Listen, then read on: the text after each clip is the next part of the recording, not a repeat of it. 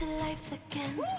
Dancing with my fear, burning with desire. We gon' take it to the edge and come alive. Go to hell and back just to feel the fire. We gon' turn up in this place and come alive.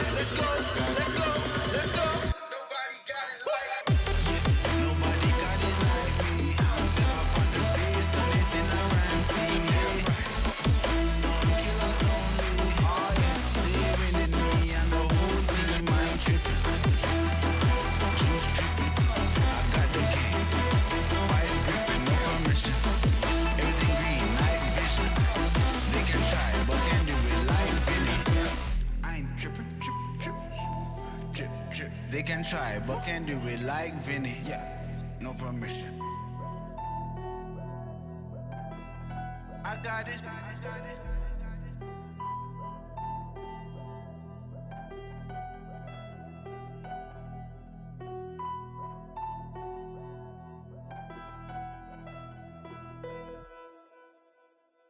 No pulse and all alone. Time's not kind and it won't let go. No thoughts left in my head. My mind's not mine and it won't forget. But you bring me back from my darkness black. Cause the soul in me and the heart I have for you. It bleeds for you, it beats again. Oh, you bring me to life. Oh, you bring me to life.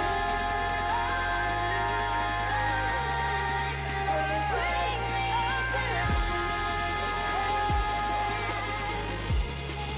Oh, you bring me to life. Bring me to life.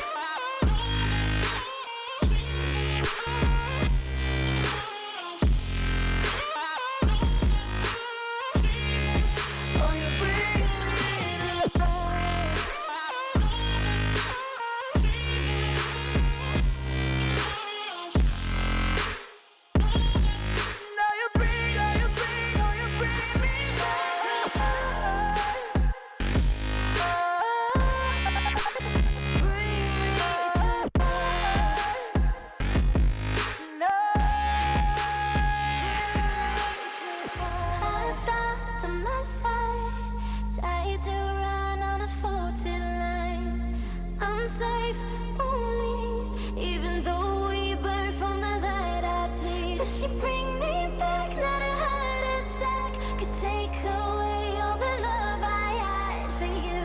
It bleeds for you, it beats again. Oh, you bring me to life. Oh, you bring me to life. Oh, you bring me to life. Oh, you bring me to life. Oh, you bring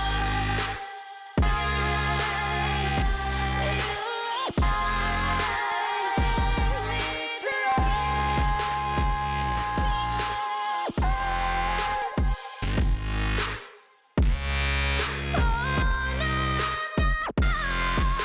you bring me to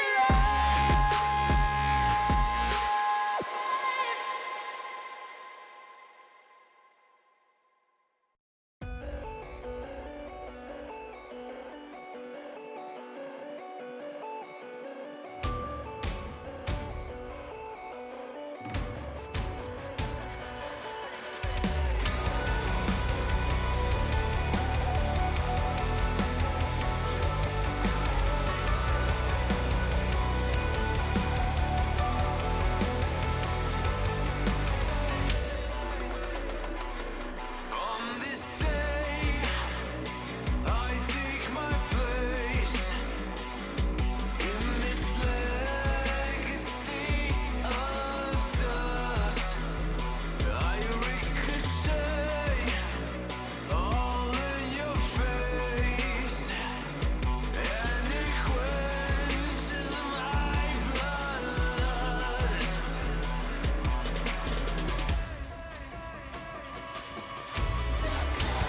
Nothing you can do can break me. I wanna move, can make me. I let you try to take me on. Nothing you can do can break me. I wanna move, can make me. I let you try to take me on. Multiple witnesses have reported mysterious shadow sightings all around the city.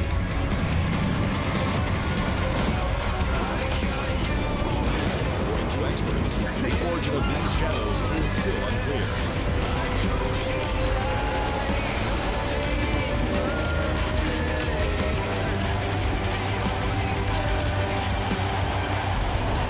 Between me and you is a bullet with your name.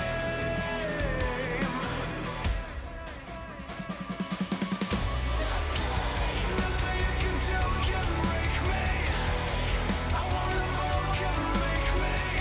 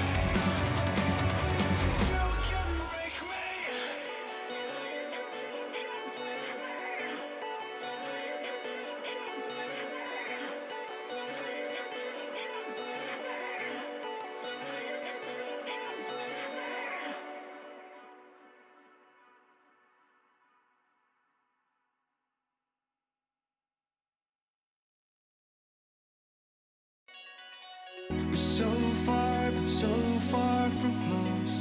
It's so hard to find my destiny. Try not to drift apart, 'cause you'll be right back at the start. And I don't wanna keep on falling. I gotta stay recalling memories we've lost and found. Explain to me what it's all about.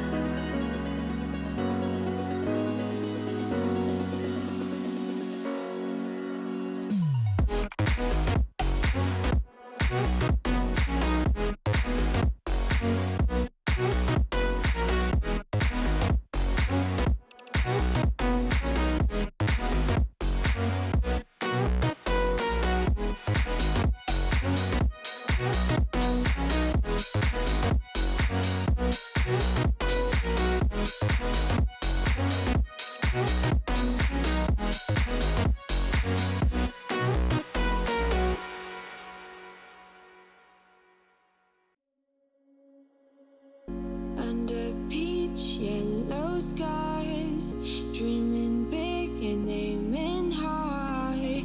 Name the clouds passing by, wishing we run away. All we need is our passports, baby. Leave the rest in our troubled minds. Let us go down in laughter, baby. Trying to figure out what we're after. We're never heading back until we're older. We couldn't care no more, not any longer. Under peach yellow skies, we keep on searching, but we will never know what we're after.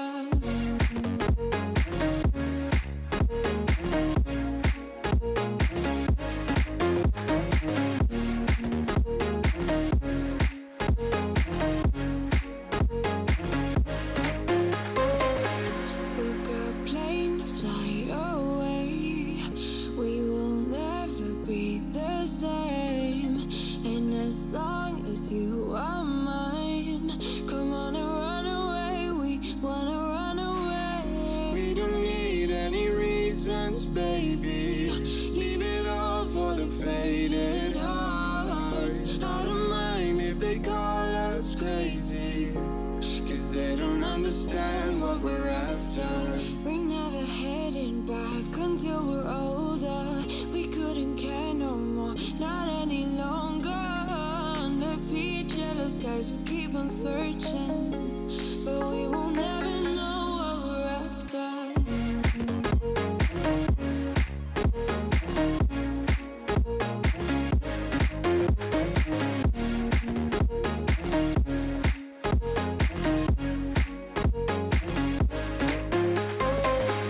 We're no kids no more. I need to feel alive in this dreadful town. I'm running out of time, and as long as you're mine, I wanna run away. We're never heading back until we're older. We couldn't care no more, not any longer. Under peach yellow skies, we keep on searching, but we will never know what we're after.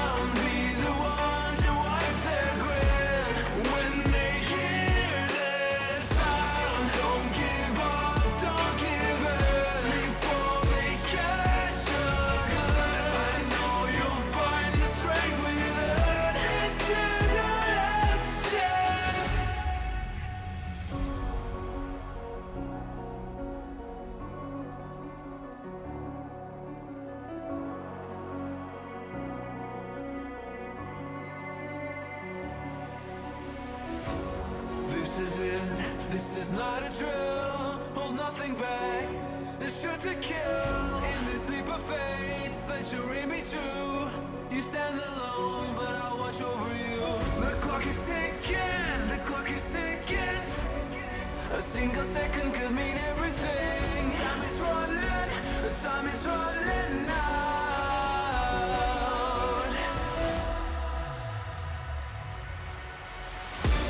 Don't give up, don't give in.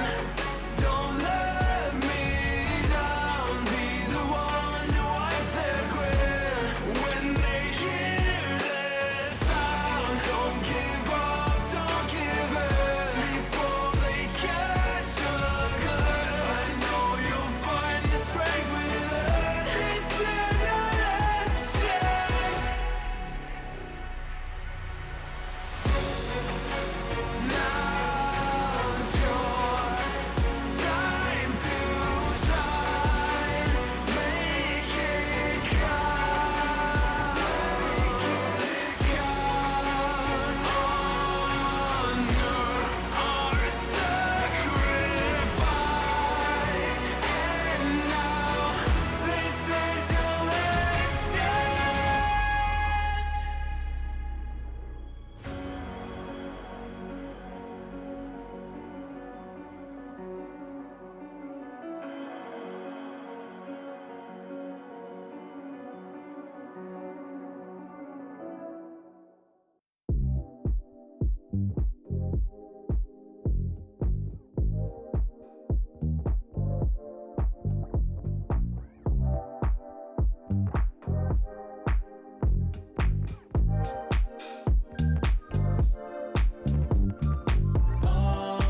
Ready, let's go. 'Cause you know how we roll.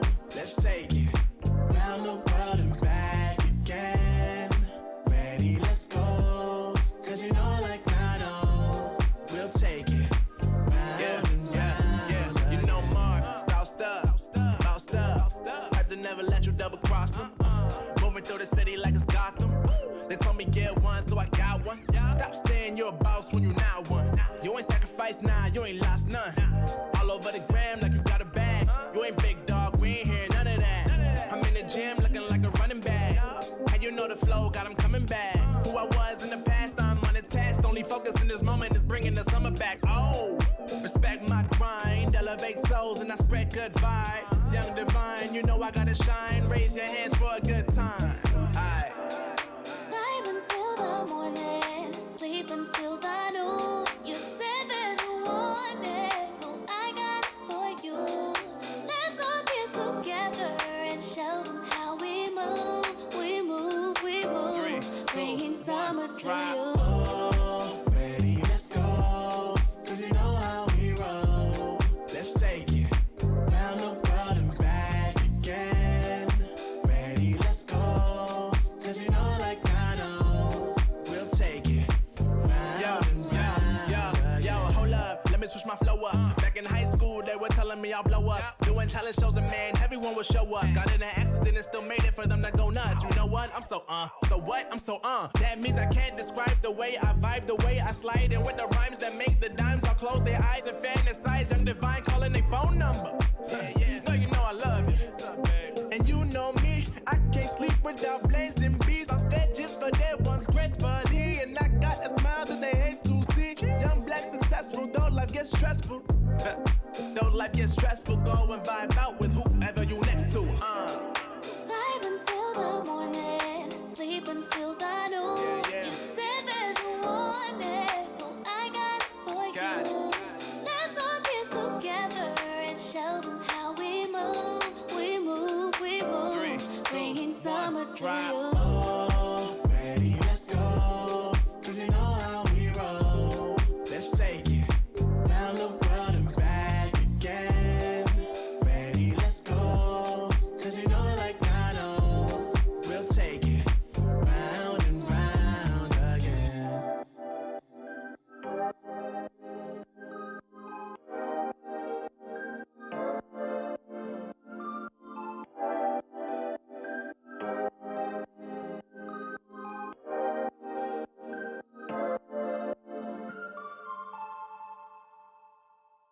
Let's take our time right now, it's just a vibe with you. I feel alive, now I'm feeling like up to the fine, will it stand the test of time right now? I need a sign.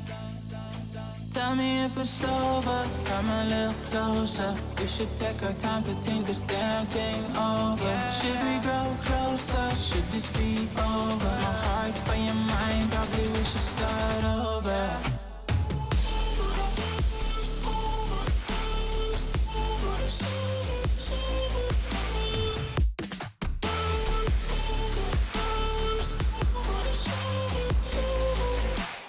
Tell me if it's over, am I your lover? Are we going solo?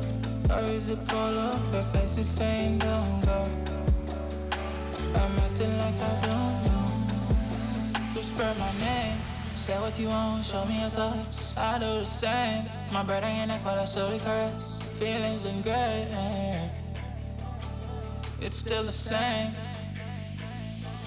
Tell me if it's over, come a little closer. We should take our time to think this damn thing over. Should we grow closer? Should this be over? My heart for your mind, probably we should start over.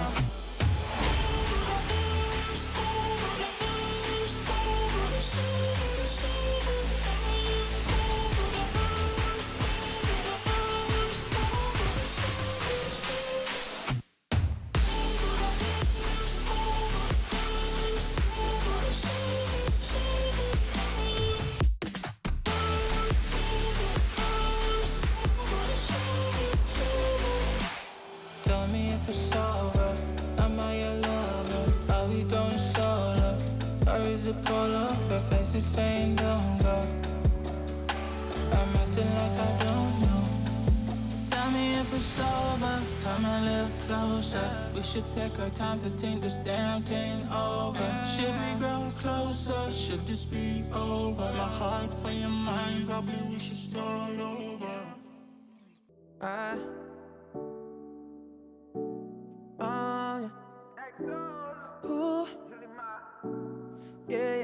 Yeah, I see no signals, no signs.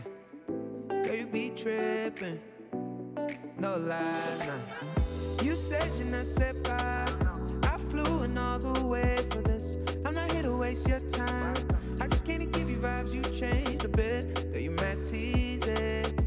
I don't mind leaving, just let me know. She told me take it easy. Hey, yeah. I just came here to make y'all feel good. You know what the message is. Suddenly you're with me now.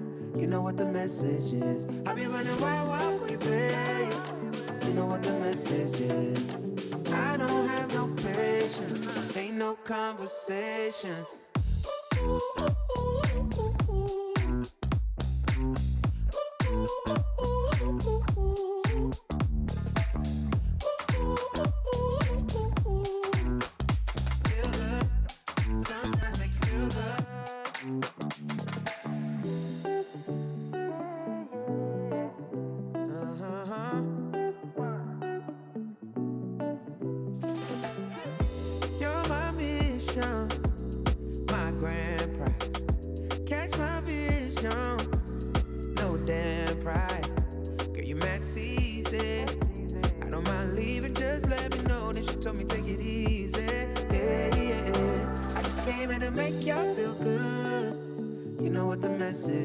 Suddenly you're with me now. You know what the message is. I'll be running wild for you, babe. You know what the message is. I don't have no patience. Ain't no conversation.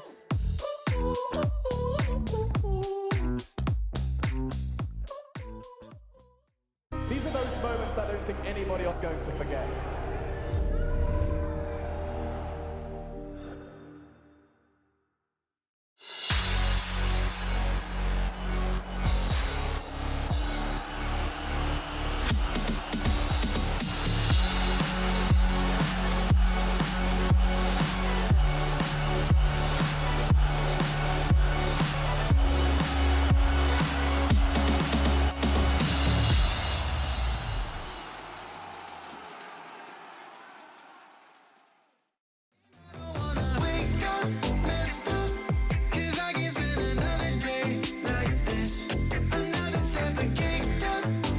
Welcome back to ESL 1, powered by Intel. It is playoffs week, ladies and gentlemen. We are so excited on the panel. My name is Danielle. I'll be your host over the course of the playoffs. And of course, my beautiful gentlemen on my left, on your right, Otomo and Avo. Welcome back. How was your break? It was good. It was a good break. It was nice. Spent time with the family. Had a lot of time to study this next matchup. Whole day. You know, at first you study it and you're like, all right, I can see the basic picks. And then you have this whole cork board full of lines to each other. And you're seeing Peppa Silva everywhere. I relaxed. I don't know. I didn't have the same experience. It was a nice off day. Everyone does their own things during their off day, right? All right, so before anything, let's head on over to the Mercedes-Benz pre-show where we look at last week's matchups, which were essentially the elimination matches. We had to knock out 4 teams and only 4 remain now in the playoffs. So before we head into today's schedule, yes, I know you're excited, calm down. We had a lot of matches. So we managed to watch Quincey Crew versus Crazy in their essentially elimination match for Crazy. So Quincey were guaranteed to make it through. Yeah. Crazy, because they lost the series, got knocked out. Yeah, this first match was Crazy ones with an interesting draft with us all 5 tanky heroes. And it worked for a while. It worked pretty decently. You can see even here at 17 minutes, they're 2k ahead. But Quincey's damage outscaled their tank ability. And later on, they were taking more and more fights, and they're just getting further and further and further ahead. And right now, you can see 10 minutes later, they can go in and take these fights. It was so easy with the Will-O-Wisp and the Chrono to counter the melees. Because, they were tanky, but they also had the weakness of 5 melees. Well, 4.5s, Darren likes to point out. 4.5 strength heroes. Exactly. And that was just ultimately too glaring a weakness, right? I don't think you can get away with that against a more coordinated team. They did better in game 2 when they swapped up their DK for a puck, which gave you a bit more burst damage. But Crazy did the exact same thing in all 3 games. They picked Magnus, and they said, everything is on you. Disable, damage, everything is on you. And SFN did this really well. Like, he won game 2, of course, with his team, but game 3 in particular, he had no damage besides him. And that was the hardest one. So they were 2 for 1. This game, of course, went really well for them. In game 3, there's like, who does he have for damage? He doesn't have Ember Spirit, who doesn't do anything. I guess they rely on, Crystal Maiden, Freezing Field, if you can call that damage. I mean, I was more on the Ember, though. Because Ember can build into the damage, just chose not to that game. He was playing a very utility core. I agree with you that I saw them much better than the puck. The puck seemed better because, as you mentioned, when they had the puck, they actually had teamfight another hero. So Magnus is not everything, right? And he also brings some damage to the table. He's a good little ladder hero. I don't know. It seemed they kind of got figured out in the last match, I feel like, because they did the same thing 3 times. I don't like when you do that against Quincey, I think. We've seen this team figure people out before, multiple times. Against BA, the same thing happened, right? Yeah. Maybe it was a bit too hopeful. Yeah, I also like one of the reasons we like the puck as well is the skewer into Dream Coil is always very nice because you can just snap it every time and you're like, oh, here's a free 3-second stun. So that worked well, and he had a lot of elusive heroes with that, but just going with the Magnus 3 times in a row, someone's going to figure out, you know what, I can pick a Wyvern. Wyvern's pretty good, and that's what they did. Yeah, they didn't think that the Magnus was a threat. They told us in the interview later, right? The guy who DC'd Lilith, he abandoned the game, let his team play 4 versus 5, came back, he's like, yeah, I don't think Magnus was a problem. Actually, none of the heroes were a problem. I was out of the game. I was relaxing. Yeah, but he did say, he was like, yeah, when you asked him, especially because I love his reaction was not just, no, we didn't think Magnus was a problem. It was more like, oh, Magnus? Huh, like thinking back to the game, there was a Magnus, yes. Yeah, I guess it was bad. And the confidence shows right there. They never felt too moved by Crazy's strategy, which is crazy to think about, no pun intended, because, you have a team that's so hell-bent thinking, this Magnus will beat you, it's the style that beats Quincey, and the other team's like, nah. But to be fair, they did take 1 game off, so I do think that, if it had gone other way, they would have said Magnus is a problem. So it's kind of weird how it's like the results speaks for itself, but Magnus really did prove his worth, I think, even though they lost. Yeah. Hindsight. Yeah, right? Well, we won't be seeing Crazy from here on out as they did get knocked out, unfortunately. And of course, joining them was G-Pride as well as our favorite business associates. I'm very sad that they got knocked out. I was really looking forward to them making it through. Maybe even just scraping on by because they gave us some really good games at the tail end of their streak, really. And don't forget Beast Coast. That's the last Beast team. Coast, yeah. I think that's out of all, I would say, business associates and Crazy did as well as you could hope. I think Crazy, it was a tiebreaker. They could have made it. Yep. But business associates, I think they did so much better late in the tournament, so it was sad. G-Pride never really stood a chance. Beast Coast kind of floundered throughout the whole tournament going... Beast Coast was a bit of a disappointment. I know Arvo's been very. I'm sad. messaging them all week. It's like, what happened, guys? Play better. No, I don't do that. Whoa. Turn it on. I was just sad. I don't know. Beast Coast was, but I mean, people have pointed this out so many times, and we're never gonna get tired of it. But you know, they are in a difficult position due to COVID, which makes the performance not as satisfying, right? And Yeah. it is one of those things that it's unfortunate, and you can't really just blame that, of course. But at the same time, it's very difficult, I think, when you have a problem in a team, whatever it is, to fix it when you guys are all, away. I think TNC had the same issue, they wanted to fix their issue, wanted to have a meeting, and it's been 4 months, and they can't meet each other yet, and how do you fix it? I mean, the closest thing you can have is Discord meeting, or, I mean, you could have a Zoom meeting, but then there's been a lot of, people jumping into meetings, so that doesn't feel very safe, does it? You're a meeting in Animal Crossing, that's the important nowadays. Perfect. You go to each other's islands. But yeah, actually, we even heard Lilith say that I'm playing on a different server. I have like 150 ping. I have to tell my allies to pick up the bounty rune. That I was can't, pretty interesting. Yeah, it's like I can't click it fast enough. So I'm sure the Beast Coast also has that problem where, they are playing in a different server. It is going to be difficult for them to sort of have the same impact that they'd like on everyone. Yeah. So It's funny that that's a beautiful allegory for real life. The less capital you have, the more underprivileged you are, the harder it is for you to get the gold. It's too bad, right? It's just, wow. It's your fault you were born poor. Yeah, Dota is showing its true colors, right? All right, speaking of Dota, of course, I know all of you people at home are looking forward to our matchup for today. This is the upper brackets as well, and we're going to be starting off with a crazy match. This is not crazy. This is 4Zoomers versus Quincey crew, and I know we are looking forward to this. The matchup that's going to happen tomorrow is going to be the SA matchup, and that's Infamous versus Thunder Predator. So today we've got NA versus NA. Tomorrow is SA versus SA. Yep, that's exciting. Yeah, this match, they actually played each other very recently. Both of them played against each other twice. One the Mega League, and then in this actual tournament, 4Zoomers took the ESL one, but Quincey crew took it in the Omega League, which was about 5 days ago. Both of them were 2-0s. However, I think that Quincey crew really figured out how 4Zoomers are going to do. They did when they played against them. What they did was they banned all of Quinn's heroes in the draft, and he's forced to play one or two of his mids that they pick very good counters for. You mean 4Zoomers? Yeah, no, the 4Zoomers, yeah, they banned all of Quinn's heroes. What they did in Omega League, though, was that they were like, Quinn just picks his hero second straight away. He just picks it in the opening picks, one of the first two. And he's like, all right, what do you guys want to do? How much can you really ban? If I have 7, 8 heroes, you can ban 3, you can take 1. I still have a few options.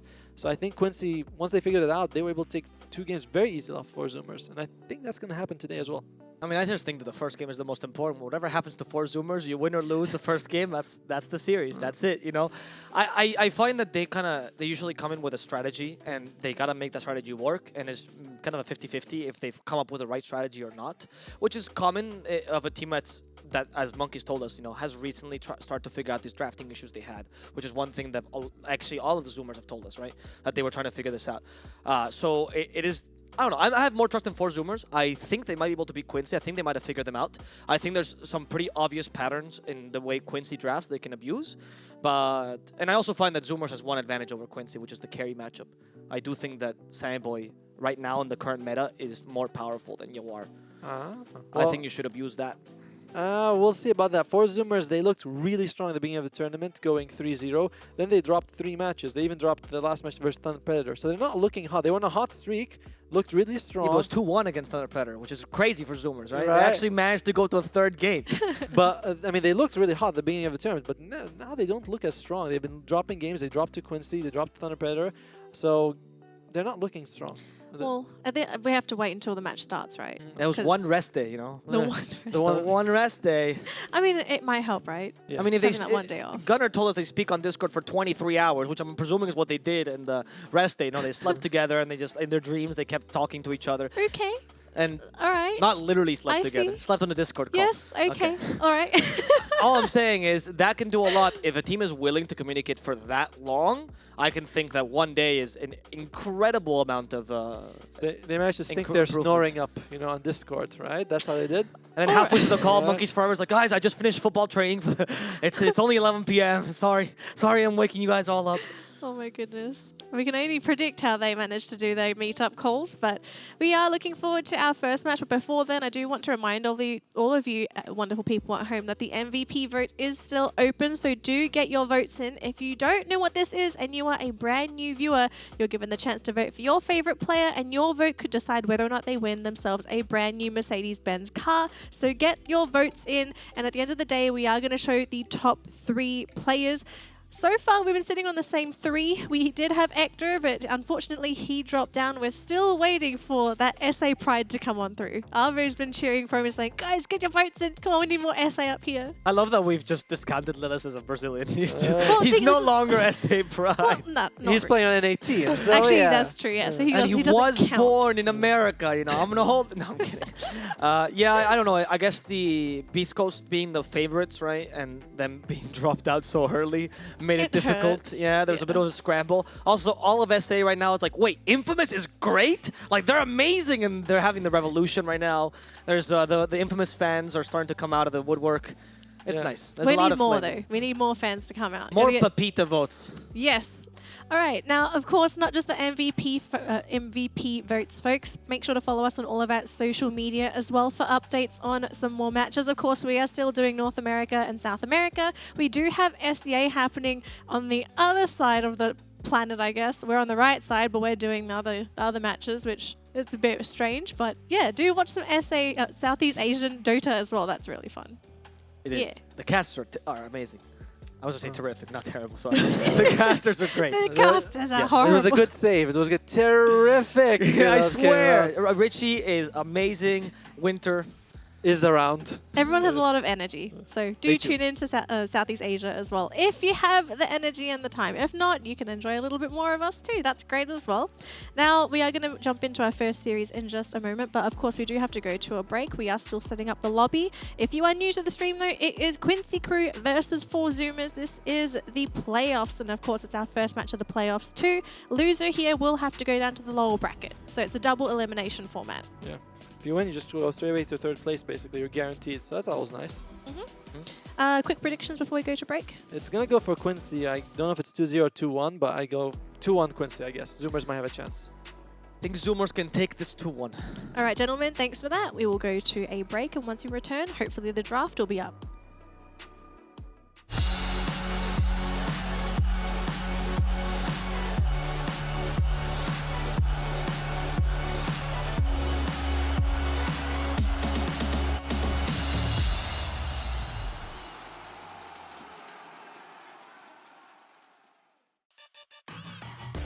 Intel Gamer Days is on now.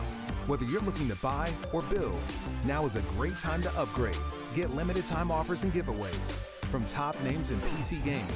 Unleash elite gaming performance with systems featuring new 10th gen Intel Core processors, and bring Marvel's Avengers to life with in-game optimizations for a mightier PC experience. Act now. Intel Gamer Days is only here for a limited time. These feelings are waiting for you to come back.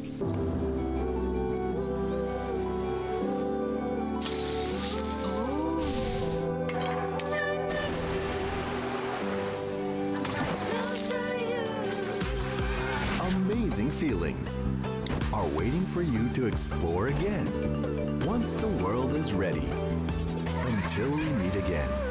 Amazing Thailand.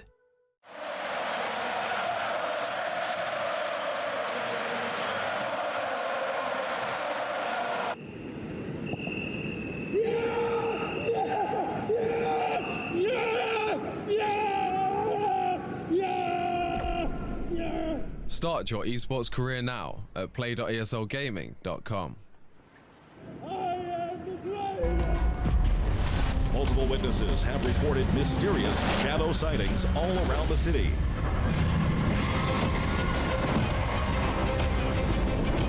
According to experts, the origin of these shadows is still unclear.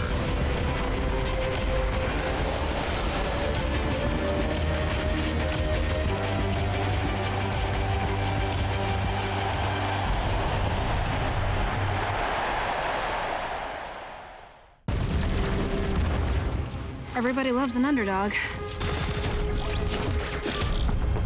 Who needs to be liked?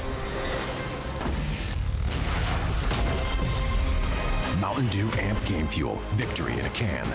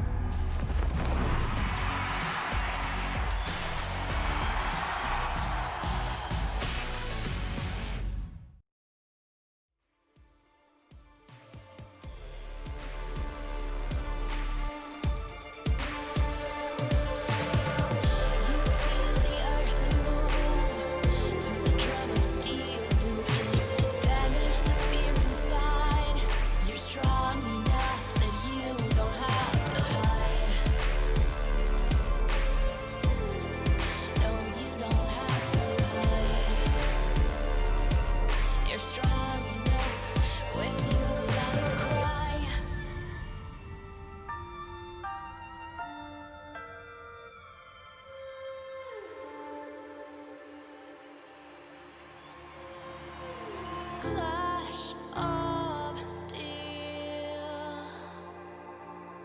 spills your blood. A whisper doubt fills your head, but you have to fight again. So take one step, take another. Find the strength for your brothers. Erase the doubt with your battle cry. With your battle cry. You feel the earth move to the drum of steel boots. Banish the fear inside. You're strong enough that you don't have to hide. No, you don't have to hide. You're strong enough with your battle cry.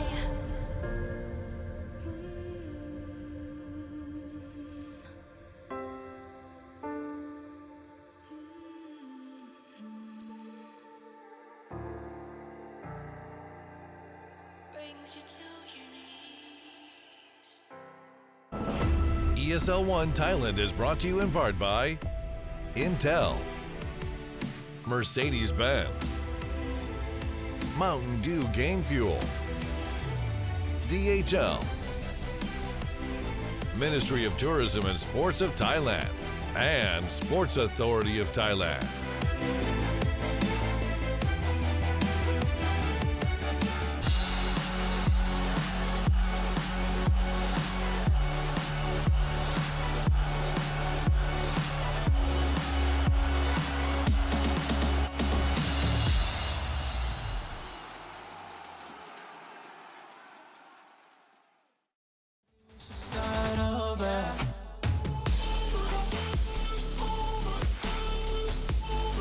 Welcome back to ESL 1, powered by Intel. We're just about ready to jump into our upper bracket match. We are all looking forward to it as well, as it's going to be 4Zoomers versus Quincey crew. Gentlemen, I know you're a little bit tied in your predictions. You never agree, which is a good thing. We get a little bit of conflict on the panel. Because the panel's always right. Actually, I think we get more conflict off stream, which is pretty interesting. You make it sound so bad. It's a good thing. It's bad. It sounds bad, Well, though. the thing is, conflicting opinions are good because that means we get discussions. I guess that if you want to call them that, sure. If you want to call them discussions. Yeah. It's just until we raise our voice, you know, and it's still a discussion. And then just things louder. start getting thrown, and then maybe we have to start toning it down. Let's start with Quincey crew. They have shown to be the most dominant team so far. They've shown that they have the most stable play style. Their drafting up until this point has been phenomenal. They haven't really seemed tilted. Nothing's gone wrong. The team's been absolutely fantastic over the course of their run. Yeah, unless SVG gets sick again, I don't know how you can actually beat Quincey.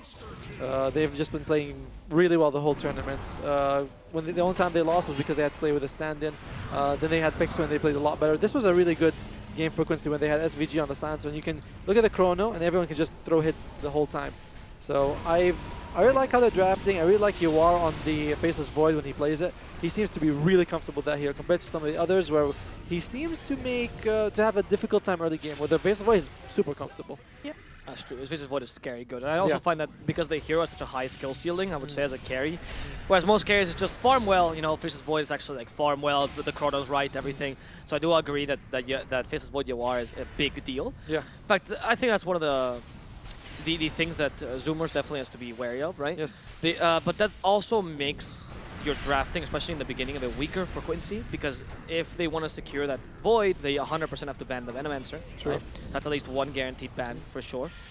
So we'll see. I'm interested. I find that Yawar might not be the strongest this meta, but his strength comes that he can play off-meta heroes very reliably. So if I was 4Zoomers right now, I'd be going, right, how do we force Yawar, or how do we take this advantage, right?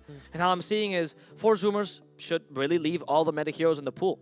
Like the Arc Warden, the Terrorblade, the Sven maybe not, but the Terrorblade and the Arc Warden 100%, leave them in the pool, leave them uncountered, let the other team deal with it. And you just try to make sure that Yawar can play the good heroes you can play, which is Sven and Void primordially. Yeah, I would agree with that as well. We've seen him play Troll, Morphling, Terrorblade, I mean even Terrorblade who's a meta hero. All of these heroes he seems less comfortable when they know he's playing the Faceless Void, or like we were saying just now. So I would leave these heroes and focus on someone else. Just take out the Faceless Void, and he's not neutered, he's still a amazing player, but his effectiveness decreases by a lot. It'll be pretty interesting to see if they maybe bring out a new hero for the playoffs, because there's always going to be the possibility of team saving strats. They're not going to be keeping them forever. They will show them eventually. And if you can guarantee that grand final slot, I'm very sure at some point they're going to say, guys, we're going to have to secure this match. Let's pull it out. Yeah. Is there any hero that Yawar has played in the past that he's good at, but they haven't shown as of yet? They banned... recently they played against 4Zoomers a few days ago, and they kept banning the Spectre against him, thinking that is a really big factor. So we haven't seen it, actually. Actually, Arvo has a really good point, because we were looking at his Spectre before this series. Arvo, what did you find about the Spectre? Well, I was talking, but nobody cares. Wow. Okay. Go on. We still love you. I'm actually not sure what is it because it counters the Arc Warden? Well, why do you think they're banning the Spectre? She put you on the spot. Oh, I definitely think it's because of the Arc Warden. Personally, I think that because I think that the Arc Warden is really strong against almost all of Yawar's picks. The only ones, because the thing is, people have been fighting against the Arc Warden with Sven and Terrorblade. That's how he's been weak. However, he is not that great on those heroes. Or that's not his best heroes. So if you ban the Void and you get rid of that hero, then what else really counters Arc Warden? I find the Spectre. He's one of the few carries that can be picked in the first two that counters that hero, and it's kind of reliable overall. He has bad win rate this tournament, but we have seen good success, at least for Quincey crew, in the Omega League, which is what I've been watching. So that's what I find. I actually think that Spectre can be one of the first two bans for them. The problem with that is, I mean, they do ban Spectre against. The problem with that is that Quincey will definitely prioritize Quinn's hero over Yawar in the first two picks. 100%. Because they've seen what happens when 4Zoomers get a chance. They will ban as many of Quinn's heroes as they can and let him pick a hero that he's weak against in their draft. So if they're going to go Yawar and Quinn in the first two drafts, it's not going to happen. 2 picks not going to happen. Well, they can't ban both during the first phase, right? There's just not enough bans to ban out Quinn and Yawar. So then that's why Quinn will get a hero, and Yawar you can just take away the Faceless Void and hope for the best. Faceless Void and Spec, and I guess whatever Quinn takes, he's going to take. No, but if you leave in the Spectre, if the first 2 picks, they will pick it 100%. It's too strong. There's no other carry that you want to pick in the first 2 picks that's good enough to justify that. But Spectre is good enough in the current meta. I mean, yes, we haven't seen much success in ESL, but we have seen a lot of success in the ESL Asia. We've seen a lot of success for Spectre in the Omega League Europe. So he is being played in other regions. North Americans just kind of don't like him. They don't like him as much. Yeah, they seem to like a lot more of these carriers who can do just a lot of burst damage straight away. You know, TB and Sven. Where like Spectre is like, it's great against supports, but it doesn't. But it's great against Arc Warden. Yeah, 1-to-1's not amazing, but it's solid against Arc Warden because you can just jump right in front of him. And he is such a key player in this matchup, the Arc Warden, honestly, because if we're looking at the core-to-core, right, if you identify the weaknesses being that Quinn can play any hero, Quinn is always going to be impactful, right? But Yawar, depending on the games, depending on the draft, he might not be as impactful. Arc Warden is actually kind of free, because the way you counter him, yes, some supports are good against him, yes, some mids are good against him, but it's mainly the carry. There's very few core-to-core matchups that Arc Warden wins. Whereas against mid laners, against off laners, even if they're powerful, they usually don't have enough to actually beat him. right? Maybe the Clockwork aside, because Clockwork is really strong. Yeah. I don't know about that because 4Zoomers has played. Samigo has taken the Awkward a few times this tournament.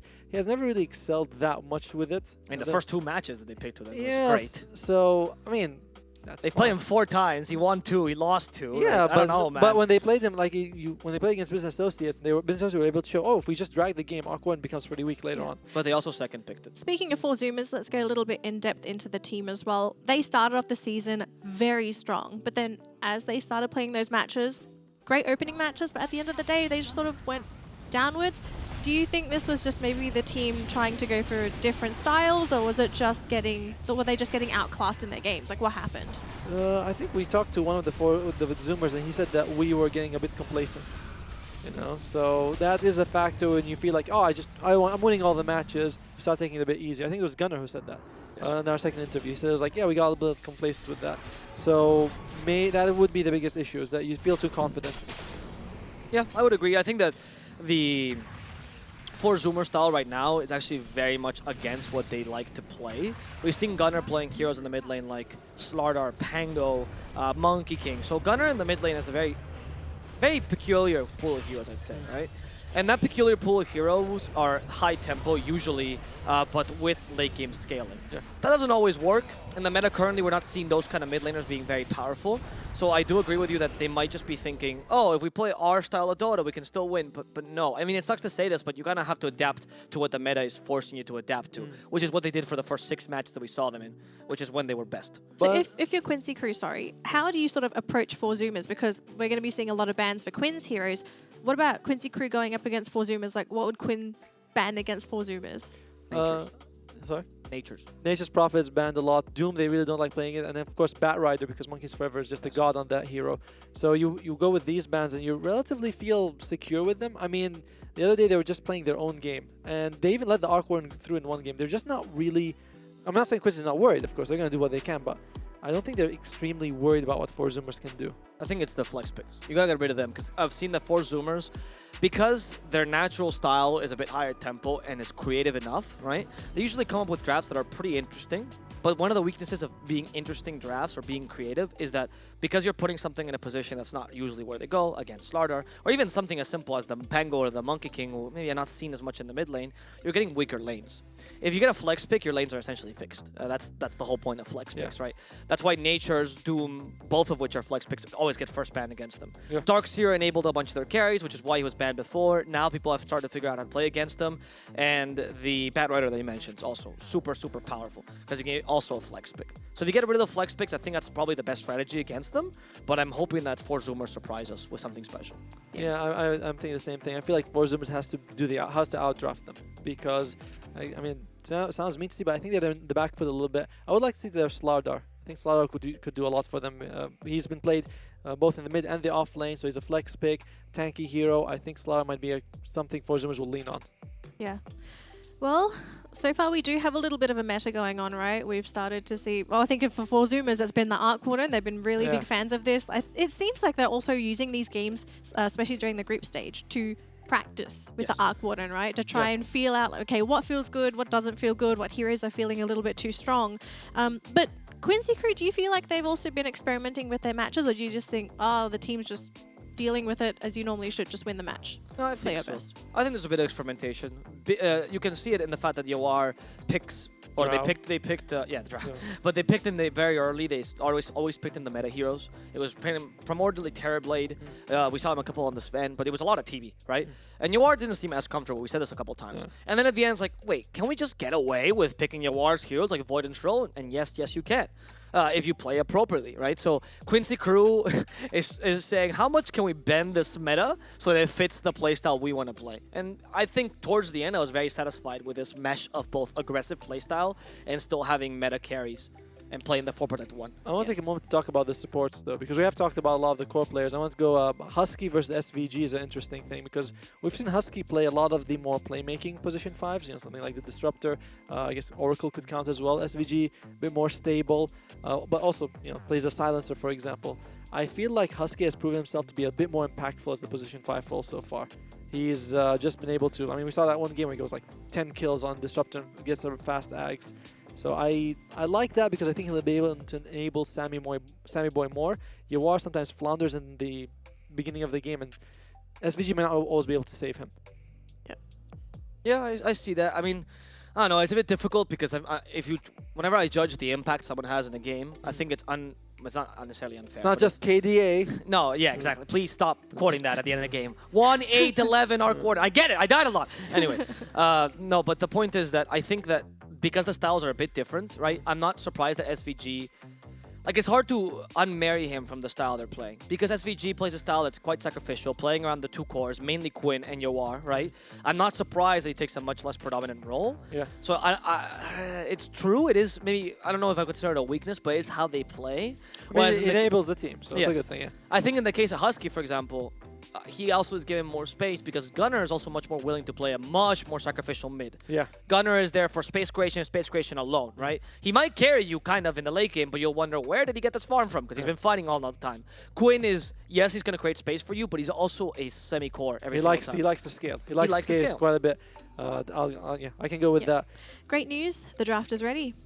All right. Let's do it. Let's jump into our first match of the day. Phoenix Spectre ban. Let's go. Yep. Oh, ET. Bad Rider. Okay, we did mention this, right? Yeah. I like the ET ban because I was mentioning this before. All right. We got two drafts, boys. Draft on draft. I want all of them. I want all of them.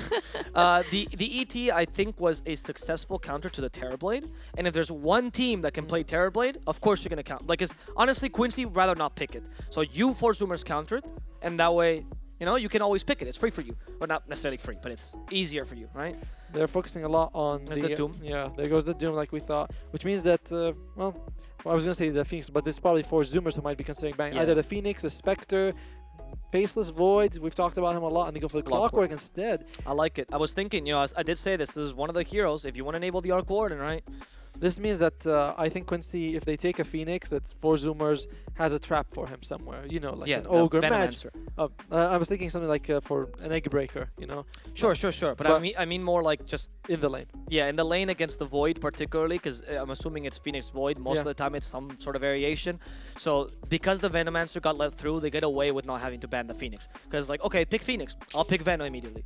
Oh no, but it's usually MSS who takes it, and he'll roam around, so it's not going to always go up against the Phoenix. No, you don't care about the lane. I'm talking specifically because if you don't have the Void combo, I haven't seen them as powerful. See, now they pick the Venomancer themselves. There you go. Because they know. We can't afford to lose this hero, which is already pretty powerful, and we can't do the Phoenix Void combo. If we want Void, we can't lose the lane. You know? Exactly. Plus, he's a solid hero because Liz actually likes this hero a lot. I mean, the hero is just so good right now. It's just it's such a powerful hero. He but put Plague Ward, such skill. Oh my God! Did you see that? Oh, he has vision. He put a Plague Ward on the high ground. Oh! He blocked him when he was like, "That's actually a good play." That's actually really impressive. Yes.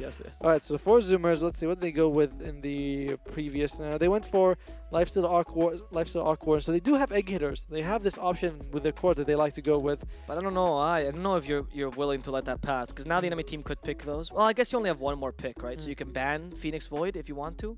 They go for the Dark Seer. All right, it's going to be the Ocean Dark Seer.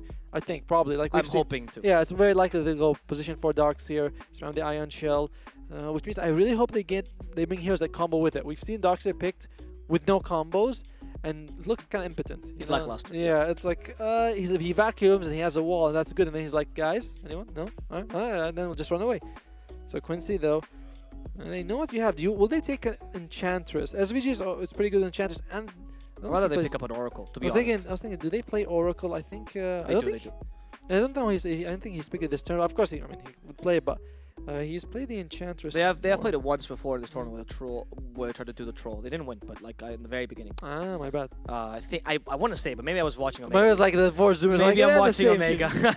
But yeah, I would love the Oracle. What is this other tournament that we do not speak of in here, right? There's no other tournament. There's only ESL. Right? Yeah. I wake up. That's the first thing I do. You know, I do my prayers to ESL, lower the ESL. Thank you. Indeed. So Quincey, it's taking a while to think about this.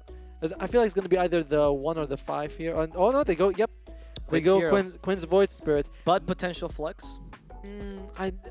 Last time I saw them, when they get a Void Spirit, it's almost always on Quinn. Yes, it could be a flex, but well, because you didn't get hard counter, right? Watch 4Zoomers pick a Monkey King now, and they go, haha, you know, it's baited, right? That's the whole. And Gunnar does play Monkey King. So. Exactly, that's why I'm suggesting it. Yeah, I don't know. I've seen 4Zoomers a lot. Okay, they go for 3B straight up, right? They see the Veno. And they know they're the ones that play TB. They banned the ET. Seems fine to me. Now, two heroes that now we're going to see very different bans. Quincey probably going to take out a few mid laners that they don't want to play against. 4Zoomers will take out the carries that they don't want to play against. Yes, And which is stronger for 4Zoomers, I'd say. 4Zoom. All right, so the Tiny comes out. That is interesting. Do they think it's going to be a Tiny core? Because we usually see, like, you know, the position for Darks here. So, My thing is Tiny mid. I mean, it's not that surprising. Against Void Spirit, it's quite decent, right? Because you just don't care about the shield. You just burst them down. Yeah, but if the Tiny falls behind, it becomes really hard because Terrorblade will also need time. So that's true. It's not, and it's not stable, I guess. But he's good for ladders, though. Tiny's nice for ladders, right? Because Yeah. he allows you Terrorblade to have enough farm to actually start winning 1v5.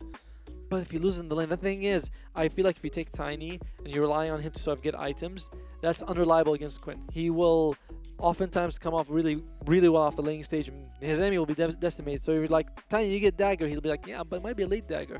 I mean, I love Quinn, but I would be hard-pressed to believe he's going to win a matchup, that he's losing matchup. You would, yeah, well, he's done it. He has done it before. The god of mid right I now. trust Gunner a bit. I don't know. I like that 4Zoomers immediately understands that if you put Veno 3 here for Quincey, they're probably going to lose that lane. So it's more likely now to be a Veno 5, right? Which we have seen from BA before. Yeah. So 4Zoomers bans Lelos X.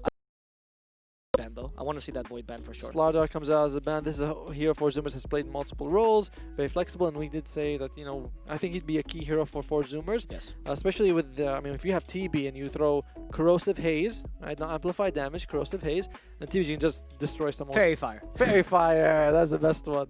It's my favorite. Centaur comes out. Okay, so they really think it's going to be a support Venomancer. I'm interested how they're banning now. Like their philosophy before was banning Yawar, and they're like, you know what? The real problem is Lelis. Yeah. He's above Gunner in the MVP vote. We better make him look bad. We want that car. Damn, look at all this. Underlord's still in the pool. Ember Spirit. Okay, so Underlord's still in the pool. That's another one that they... not sure if Quincey takes the lot, but he's the very popular offlane hero. Lelis plays a ridiculously good Underlord. If anyone doubts it, watch his performance with Beast Coast in the Major. Will they ban Elsie or will they ban Underlord here? I mean, I still think it's just gonna. They're just gonna say, "Oh, you guys banned so much. We might as well just play Underlord, Venom offlane." But then you're letting the Void pass completely. I mean, I know Void against TV maybe, but like, you know, you do have a lot of combos here. The Invokers in the pool if you want to play 4 Void Spirit and Surprise. You have the Phoenix still in the pool. It was a 5, yep. And then of course, I mean, Poison Nova is also solid as well. Pretty good, that's true. But 4Zoomers, is it gonna be Faceless Void or is it gonna be Elsie, Underlord? Now watch them ban Enchantress. I'm like, haha, we fooled you. Actually, if they banned Oracle, I wouldn't be too opposed to it either, to be honest. But yeah, it's whatever. I think they might want Oracle for themselves, though. Yes, it'd be nice. TV would really like Oracle. Plus, if you take it, then you don't have to worry about the Iron Shell being... oh, and they have... Oh, okay. I actually didn't mention this earlier, but I think second pick is 10 times stronger for 4Zoomers, particularly because you want the first pick in the second phase. So they go for the Beastman. Okay, so yeah, so now they have first pick. There now we go. Monkey There's King. the Monkey King I suggested, because you want to force Void Spirit away. But this is so important. Before, whenever Quincey had this pick, you know, when they pick first in the second phase, they always countered you so hard with that pick. Yeah. And 4Zoomers didn't know how to ban or how to play against that. Now that they have second pick, I'm seeing a bit more advantage for 4Zoomers. This is very important. Because now Quincey has to redesign their draft. I wonder if they'll just like what's it called, like brick wall or something, what they call, like pour power through it, and they just say, yeah, we don't care. Power through it. Yeah, they might say we just don't care, we can take out the Voice Spirit with the Monkey King. A tough ask, I would say. I don't know if that's possible. I know you love Quinn to hear oh no, him but back. I know, but I mean, thinking they might be confident enough to do it. Like, we don't know, right? Sure. But like I mean, you can avoid his shield, his resonant pulse with your mischief. Yeah. And you can hit him and kill him. Yeah. Please. And it's also a pretty solid combo with the vacuum, because now you can put them all inside the Wukong command. That's very true. And yeah, I mean, and the stick as well. Yeah, exactly. Strike. So you have the Wukong command, you have the vacuum, you even have the reflection from Terrorblade, which is, it's nice. I wouldn't call it amazing though. Oh, we vacuum into reflection. There's so many illusions. I wonder if they probably want a melee offlaner, right? Because you have the Darkslayer now. Oh, what if they go... What, you mean Zoomers? Yeah. And they go for the Storm Spirit. Interesting. So they do decide to completely avoid it. I've seen Quinn on the Storm, and definitely takes a little bit longer to get him going compared to the other spirits. Yes. Storm needs a little bit more farm, needs a little bit more time, and he will do better against the Monkey King, and they don't actually have a way of catching him with these heroes. Nope, they do not. They have one stun. They have one stun. I mean, I guess vacuum in that half second. So it's a good pick, but I feel like that Quincey was forced into this pick rather than they said, yeah, we'll pick it willingly. Yeah, Like, exactly. yeah, we have to do this, and that's a problem for them. That's good for 4Zoomers, right? Yes. Now that the enemy's on the back foot. Now, though, you're scrambling. You're going, all right, do we really want Monkey King versus Storm? Like, is this the lanes we want? Especially if Veno goes 5, right? Yeah. It's going to be tougher. But I want to see how they answer. I think you would want to go for position 5 right now Yes. and keep the darks here hidden. Is it a 3 or a 4? Yes. Then you can. So I would say something. I actually still like the Oracle for them. Then you're liking kind of stuns, right? I want more catch. That's the problem. I mean, his Fortune's End is nice. But not against a Storm. It's not, right? yeah, it's like he has to be there and not move around. Tough to use. Disruptor's kind of nice here. Disruptor is very solid. And another good combo with the vacuum. Winter Wyvern could also work, but I don't think you care so much about the heal because it's all magic damage Oh, anyway. a They go puck? for the puck. That's interesting. So we did say, they might be saving some picks. They have not run the puck yet. Yeah, that is.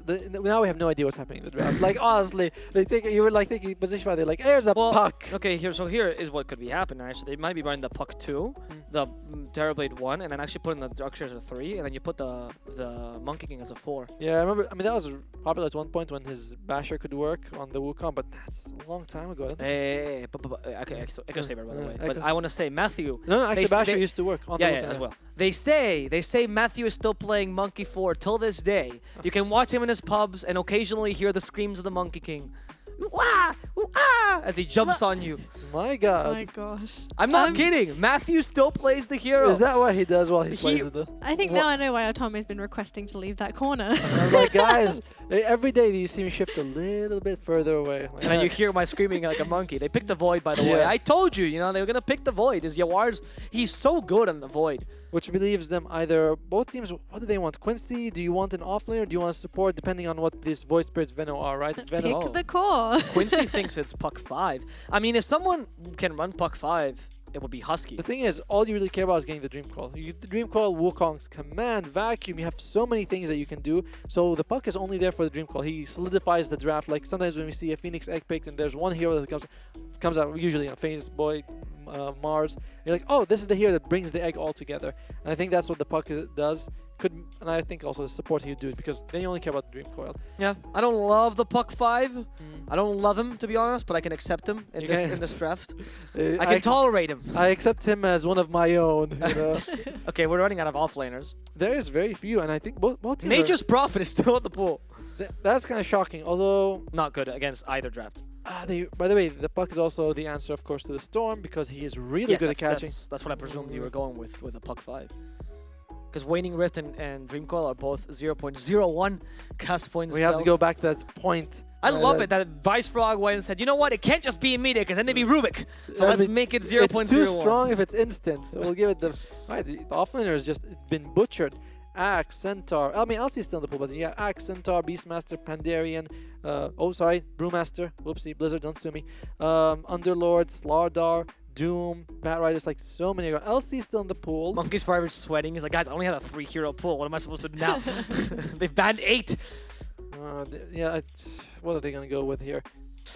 I don't know. I wouldn't mind seeing the Puck in a more predominant role, honestly, for Zoomers and picking out a Disruptor. LC's gone. There you go. LC's gone. I mean, no surprise. We've seen Magnus offlane being picked by Quincey. I like it. Lelis can run that, especially with a Void. Yeah, I don't see that being a problem. I like the idea of a Magnus. Also, it speeds up the farming in your draft, right? Which is you kind of need. Yeah, but then you have Storm faces Void Magnus, and that's a really hard draft execute because you got a bunch of people who really want to farm, and they can fight when they have the ultis up, but in between, and you have to combo them. Is there anything else with reliable? They go for the... Okay, so it is going to be that 3 Veno, and it's going to be, the MSS on the Void Spirit. Or it could be 3 Void Spirit. Yeah, it's like one or the other. One or the other. But like we get, okay, there. Okay, so you have Lich. I like this. They surprisingly didn't take the Phoenix. I'm guessing, which is why I'm thinking there's going to be the MSS Void Spirit, because if you took the Phoenix... Oh, right, yeah, I see your point. I can see that, For 4Zoomers, I wouldn't mind if the Puck went in the offlane and you put the Disruptor here still. I still like that. I like the Disruptor as well. I think the Disruptor as well is pretty good. I think... Because you're running out of offlaners. Winter Wyvern became a lot better, but if we're assuming it's going to be a support, right? I think Winter Wyvern is now a lot better when you have the Faceless Void against you. Plus, Winter's Curse is solid against the Storm Spirit. It's true. Maybe Venge offlane if you're actually considering offlaners. I know you don't like it. I'm just saying because I'm running out of Like if you want an offlaner here, you're for sure puck 5, right? I'm thinking it's gonna be Winter Wyvern. I think you go Winter Wyvern here, or even a Phoenix. You go the Phoenix yourself. Come on, give me Winter Wyvern Phoenix. There you go. Oh, wow! They pick Spirit Breaker at the very end. Is that an offlane Spirit Breaker? Can it? I mean, the lane is definitely going to be Darksphere Spirit Breaker, right? Yes. I mean, this is what they've been playing in the Unmentionable League. He's very solid. You can actually break coil with it because of his abilities. Push you out. Can chase the Storm Spirit. Great lane with Darksphere. Very solid lane with the Darksphere as well. Tanky boy. Although I don't know how tanky. It's going to be hard to charge in. You got Aether Remnant, you got Venomancer Plagueors, and you got Lich as well. With production's telling us Sammy Boy is playing Terrorblade, and we're like, oh really? I thought he was. I thought he was Spirit Breaker carry. I thought he'd be the Darkseer. Like now by the way, he's gonna start swearing, be like, yeah, well, see you. Good luck next time. Yeah, so it is going to be the position 5 puck. I feel like it. And Darkseer is going to be probably the I want to know who's the... Actually, this is one of those drafts where I told you, right? You're taking advantage of vacuum, so it's actually a good Darkseer. Oh, by the way, in charge, I mean, it's hard to use it with the vacuum. No, but it can be used. Because it gives you such a good stun. It's an Ocean Spirit Breaker. Also the Surge. Yeah. Okay, so it's Darkseer 3. I like this Darkseer 3. I think it's actually kind of viable. I don't know who is on Veno on the Quincey crew. Lilith, I think, right? No, they won't tell us. They hate us now. Yeah, I know. Stop insulting Otomo. Just tell me what the pick is. There you go. I think that it's an interesting draft from 4Zoomers. Really cool. I really like what they're doing. The Darkseer and the Spirit Breaker is a nice combo. The saving strats is real. Yeah, it only comes out now. I think they do feel a bit desperate though for 4Zoomers because this is a pretty rough match for them. Quincey though, they have UR on the Faceless Void, but they have Quinn on the Storm who hasn't looked as amazing with it as the Void Spirit. Overall, I guess I'll still go with Quincey. That's a tough draft. I'm having a hard time. So I thought that Zoomers was going to take this, but to be perfectly honest, I don't think they should have let the Void pass. I think it was a bit of a free pass, and the answers you gave to him were not the greatest. Amazing, right? They have some lock. Their lockdown's just not that the lockdown is okay, right? But what do you do? They chrono you, and you're like, well, I guess I charge. Like there's no other option, I am going to trust my heart for this one, even when my brain says I'm wrong, and I'm going to go for Zoomers. They have great team fight on Zoomers. They have great team fight, but their draft is such a hard thing to execute. I don't know. I feel like Monkey King will be able to make some space. And now I'm convincing him. I'm like, no, yeah, you're why fine. are you convincing me of don't going worry. against you? Monkey King will make space. Don't worry. Relax. It'll be fine. All right, so you're going for Zoomers, then. No, I'm going for Quincey. I'm Quincey. Okay. I'm Quincey all the way. I think they'll take it. I'll go for Zoomers. Thanks for the predictions. We're going to have to go for a quick break, but once we return, Purge and Moxie will be covering the match.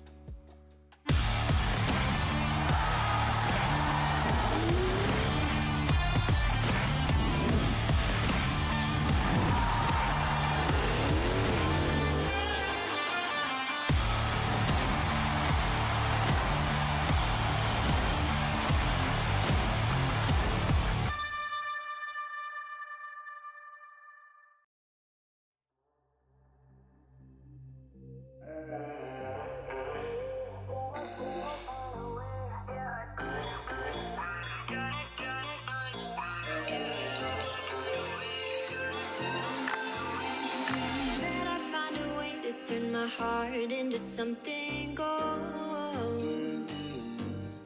Knew I sold my soul to the devil long ago. I rode it all along on your wave right before it broke. Time was thrown down the hill, so I let you go.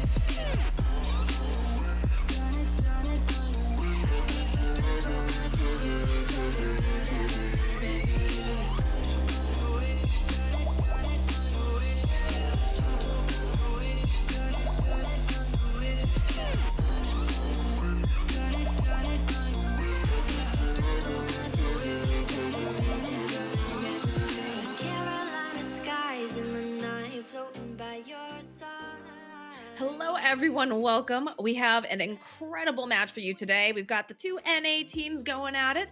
We've got some of the usual suspects coming out from the side of Quincey Crew with that Faceless Void, the Void Spirit, and we've got something a little bit more of a wild card coming out from the side of 4Zoomers. And I have to say, I like it, Purge. What do you think? It's interesting. I'm excited to see how it plays out. The Darkseer plus Spirit Breaker is super normal, just a very good dual lane, good at transitioning to other lanes. And the other nice thing about Spirit Breaker is it makes it so much harder to split push, even when you're on mobile heroes like Storm Spirit or Void Spirit or Faceless Void. So, because as long as he gets the charge off, they know where you are. And if like Monkey King is hunting as well, they're gonna be able to interrupt your TP, for example. So that part is really cool. They don't have a typical 5-position support. That's the one thing that Zoomers is really missing from their lineup. So it could mean that their lanes are less stable than normal and could put them in a weird game state if they lose their lanes too much, which would be a really sad thing for them, considering how good they are at ganking if they have equal network.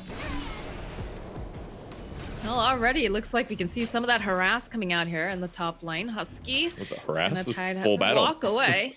I mean, it is a battle, yes. The body block's coming out from Sammy Boy, trying to keep Husky alive. He uses the salve, will be able to cancel it out though. MSS hunting him down. Sammy Boy though is taking a lot of harass now himself, so they'll just back out. Kind of just getting slowed little bit by bit, but man, what a way to jump into a game. I like it right away. A lot of damage. And I think it's important. Go ahead. Go ahead. Oh, I was going to say, it's important to note too, you know, a lot of people were saying like, oh, position 5 puck. This is something that Husky plays. This isn't something that's totally unusual. So I think they'll have a pretty decent idea as to how they want to make this run. But already the gank train's begun. SPG should be able to get out of there, no problem. But he's going to be a little low on life. Still a good duel though, and that's going to give him Boundless Strike. Obviously he's getting, or not Boundless Strike, but extra damage. He's getting to lane a little bit late here, but he'll get a couple free last hits as a result. Fingers crossed to deny or something. I think the other thing I really like coming out from the side of 4Zoomers right now is that when Quinn has a rough game, it really causes a lot of problems. Oh boy, bottom lane, SVG, he's trying to get the Frostblast off and they'll get the kill on Monkeys forever. Ocean still wants this final hit though, so he'll take a couple tower shots. And the action just doesn't end. I'm surprised he ran in for that one. I thought he wasn't gonna get that kill for sure.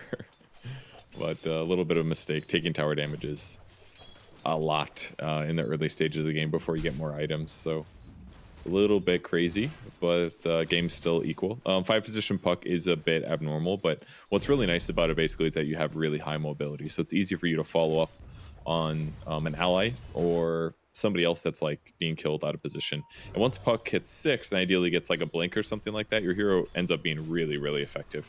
But can you beat the 100% win rate Faces Void for Yoar? With puck ulti, maybe they can.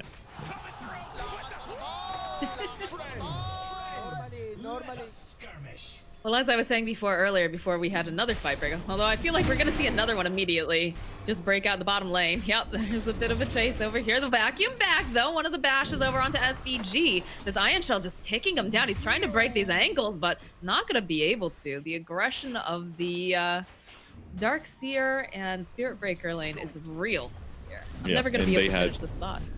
They had 2 Iron Shells, both doing about 30 damage per second, and then they also had a level 1 vacuum, which is 100 damage, and that pushes them out of position. So it makes it really easy to kill with supports like Lich if you have vacuum ready to go.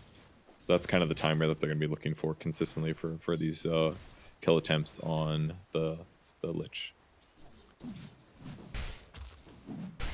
Paying off for them for sure, with making sure that he gets in kind of an awkward position, trying to just alleviate the pressure on UR, obviously. But yeah, I feel like one of the things though is that Zoomers have seen, they said this too in the interviews. If you watch any of the interviews that we've had, they said that they were doing a lot of research on Quincey Crew. This is the team that they want to beat. They seem to be the most powerful. They've won a lot of these regional tournaments.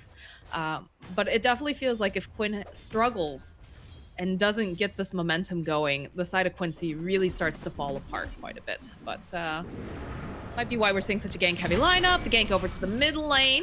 And just try to put some damage over here on Quinn. There's the Boundless, 1 bash up, and that's a kill.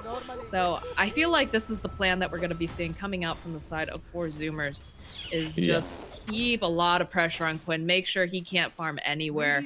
And Yawar's a fantastic Faceless Void, but I think it'll make things just too difficult for him. We'll see, though. They did have 2 Observer Wards to spot that SB gank over. But it's possible. I didn't see where he started charging from. Yeah, I don't think he got caught by until like the 2nd ward. Yeah, it was about there. So he actually didn't get spotted until like the gank was imminent. And it hurt me to watch that. I played Storm recently. I'm not a good Storm player, and I got ganked in the same way by a Spirit Breaker. And it's really painful to get ganked pre-6 as Storm, because then you get behind, and then you're just worried about not getting 6 late and whether or not that leads to you getting solo killed again. Here's another vacuum, and SVG gets cleaned up again. And so far, just tons of pressure coming from the Spirit Breaker. It's a pretty decent hero right now, and pairing it with the Darkseer just makes it better. I just think they've got such an elegant solution. If they can keep this pressure up, it's going to be just so difficult for Quincey. Again, another charge. They do have the ward, though. They'll spot him. It also reveals where their ward is, actually, because Quinn saw the charge coming way early. Yep, and also, yeah, they ping it. They're both going to ping it. They know that the time that he ran back was like he shouldn't have been able to start that charge, basically. That's why the Radiant team should know that dire ward is there, because I believe he's in the jungle at the time. So we'll probably see a D ward that could help keep him a little bit more safe in the mid lane. I feel like anytime the Spirit Breaker's not on the map, though, you just have to immediately assume that he's probably making his way over to the mid lane. Yeah, but you can't do that all the time is the problem. Right. It's like it's a sometimes thing. Otherwise, it'll zone you too much from the game. The cool thing about the boots rush for most supports, is, especially 4s, is that they get tranquil boots really fast. It does not take a lot of gold to be able to afford it. So Ring of Regen is cheap, Windlace is pretty cheap. So once he's got it finished, he has no regen problems, and he can continue fighting for most of the laning stage. Goes for a raindrop over an extra Windlace. Interesting choice. But in these like fight to the death situations, especially against a Lich, it's a good idea. Top lane, some pressure being placed over onto Lelis. Husky jumping forward. They have the Fairy Fire. There's a gank coming out though from Gunnar. They'll take down Lelis. And now MSS trying to run away, but I believe he's not going to be able to make this out because Gunnar just clicks him down. What's the opposite of regicide? Great rotation, and that's I think Puck in this case is actually really effective against Veno, because Veno's kind of he's a little bit weak at fighting to the death. His advantage is being able to slow people, right? But if this is probably going to be a surge. Oh, cool way to do this. Right down over here to Quinn. They'll stun him up, and he's got a little bit of mana here. Can they chase after him is the question. They'll pull him right underneath the tower. Quinn trying his best to taunt. Now over on the side, Gunnar forced to move back. Ocean will be able to go and collect the kill. It looks like he's going to be... No, he's actually going to survive it. I thought for sure there was another hit coming in. Oh, and a haste rune. That's a happy space cow. Yeah. Very crucial that Gunnar saved his bonus damage from Jingu and didn't use the stun on the top lane to get that kill. Instead, he brings it to the mid lane. They coordinated with a gank with Ocean. And Quinn's life is a lot harder. On the bright side, he was 6, so he was able to ball out and make that gank a little bit harder. But getting no return kills is really tough here.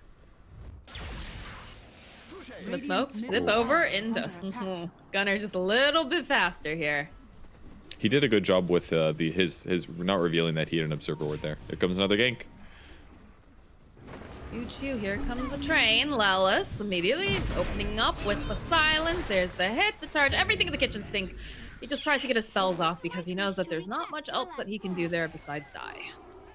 So here's Puck with 64 damage with only a magic wand, and he's got 2 abilities that are entirely skilled into damage. This is why this is actually a pretty scary 5, because he doesn't care that much about getting Galed in the middle of nowhere. He could always use Orb defensively and retreat. And now when he chooses to go on Venomancer, he has a massive mobility advantage, which just makes it like he basically can never die, and he always gets to choose when he goes in aggressively. And if they do it at the right time, I get to hear that's really immobile like Venomancer, they're just almost always going to punish him. So they've basically picked a 5-hero solution that's going to make Veno not really feel like a strong 3-position hero. So really cool draft so far by the 4Zoomers. Also gives them a really nice way to kind of deal with some of those Veno wards too if they start dropping any of those in the lane. But I have to say, I really like this draft. You know, the panel was like, oh my gosh, a Spirit Breaker, you know, a Puck, but this is definitely a team that does their homework. I've seen them lurking in the chat. I've seen them watching the games. They're definitely, you know, I don't want to say creating their own meta for dealing with these teams, but it is kind of what it is, right? When you play after the same team so many times. Yep. It's really important that you get solutions. What's the crucial part of their strat? They pick Venomancer all the time. Okay, how can we crush this Veno in lane because we know they're going to pick it? Figuring things out like that is massive towards winning a series like this. Because now Lelis is going to be playing from behind for the majority of the game. And the only other times that we've seen that, it took a lot more resources than this to shut him down. But because it only took 2 heroes and like 1 good rotation by Gunnar, they're sitting in a good place. Now, Void is level 7, though. He's got Chrono ready to go, but killing Spirit Breaker is basically not going to happen. SB has a massive amount of HP and a really good amount of armor, so his likelihood of dying is low.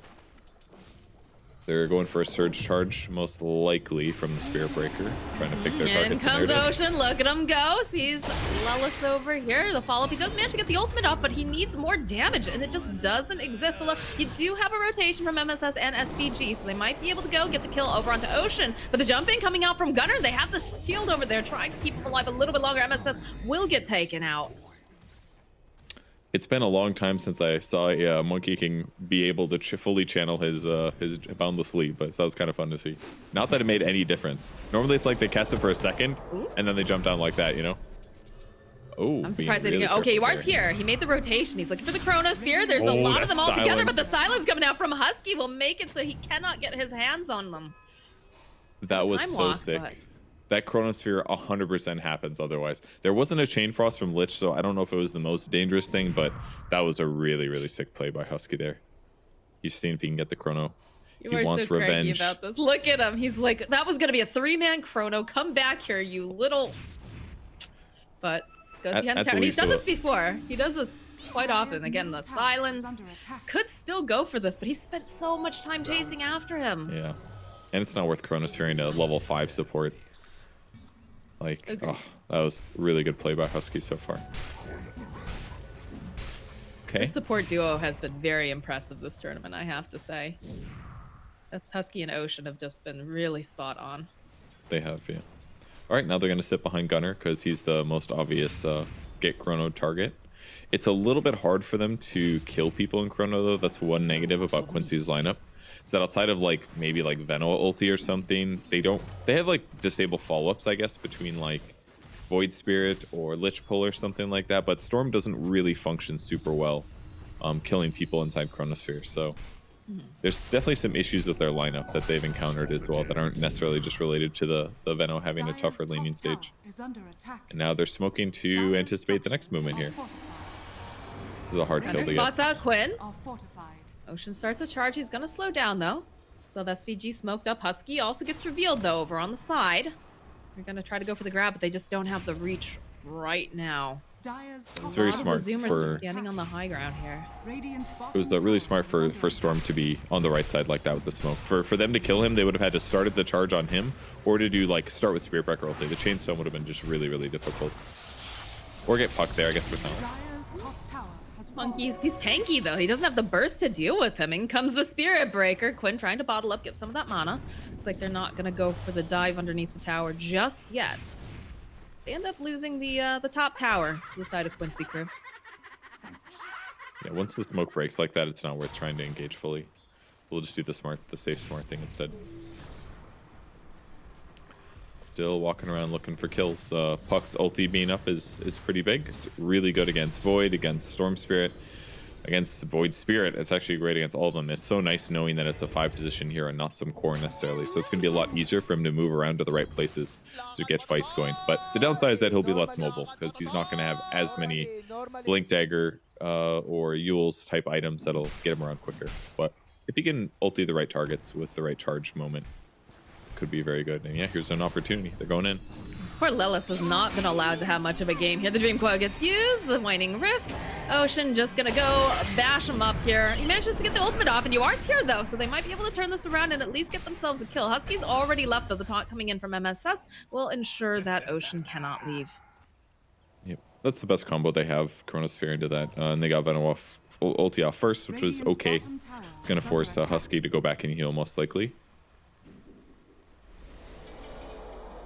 But it seems like really good farming speed so far between Terrorblade as well as Gunnar on the Monkey King.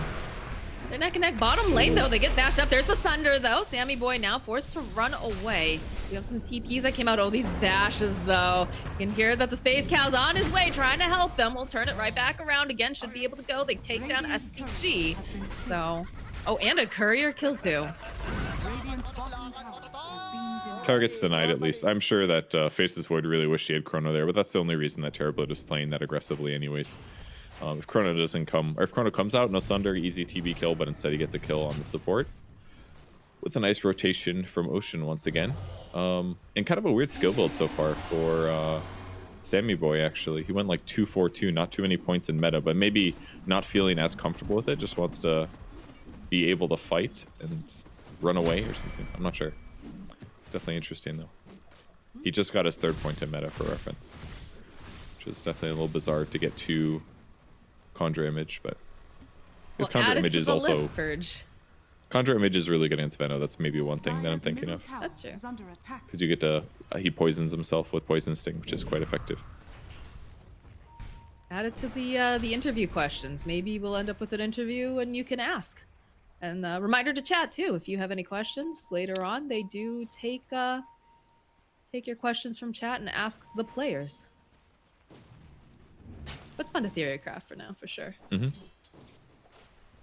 Right. A little bit of grouping up over here from the side of Quincey. Right here, Charge coming out. They see Quinn. Got the puck standing nearby. Husky waiting patiently. Let's throw out a couple hits here. Have Dream Coil. He's not going to be able to go and get away from this. He drags back. Buys a little bit more time, but... Wow. Or are they going in for more is the question. Husky trying to get there. Look at how fast Sammy Boy's just jogging over there. Throws up the image and pops the meta. This is going to be a very dead SPG. The taunt comes through, though. It's a beautiful chain frost, and they managed to go and take out multiple targets, but still just not quite enough URs here, though. They turn it back around. They get the kill on Sammy Boy. Oh, Ocean's... Is he going to die here? He's taken down. It's a lot of Poison Sting. Yeah, Lelis getting the kill from earlier. The Chain Frost was so good that it like hit its max bounces almost right away before I could identify where exactly the Chain Frost was. They just all died. They catch the Lich. One important thing is that Puck has basically gone all in on damage skill points. Doesn't have anything like... Oh, the Chronosphere on the back line. They'll try to stun him up, slow him down, but Quinn jumping over onto the side. Monkey King ulti does get dropped, but they just run away. Wait patiently. I feel like I was gonna say, I felt like Quinn wanted to go right back in there again. The Aether Remnant not quite landing, but Gunnar climbing out. There's gonna be a nice jump here coming out from Ocean, but Gunnar's just taking too much damage from Yawar. He is gonna get taken down by SPG, and now Ocean and Monkey's forced away. Not a lot of mana, though, coming out from the side of Quincey at this point, so it looks like they're gonna be able to disengage, but how fast those tables turned. Yeah, really good initiation from them. They recognized there was a great moment here. Gunnar had to cancel his ultimate because he thought that landing a stun would give a better chance to kill Puck, because realistically if he ultis there and stuns Storm is fine. He's going to be able to, or sorry, the Faceless Void's probably going to be fine with just Time Walk or Get Out. So throws a stun instead, then channels the ulti, and then probably stayed just a little bit too long there in a vulnerable place. But still, the fights have been going decent for Zoomers. Sammy Boy's also farming equally as fast as Faceless Void. So you could say Zoomers are still fine, but it definitely shows that Quincey Crew still has the great capability to pull out teamfight wins. So they've got to be careful with their engagements and make sure that they don't overdive like they did in the last fight. I have to say too, despite having a bit of a rough laning stage, the Storm Spirit's doing all right here. He's about tied up in terms of net worth with the Monkey King, who was also mid. So they put a lot of pressure on Quinn, and I think that was definitely a good call, but he's still managing to recover very nicely. It's probably because he can farm jungle camps a lot faster than Monkey King can. The jump and boundless, I don't remember what it's called, the second skill. It's pretty decent, but not as good as Storm.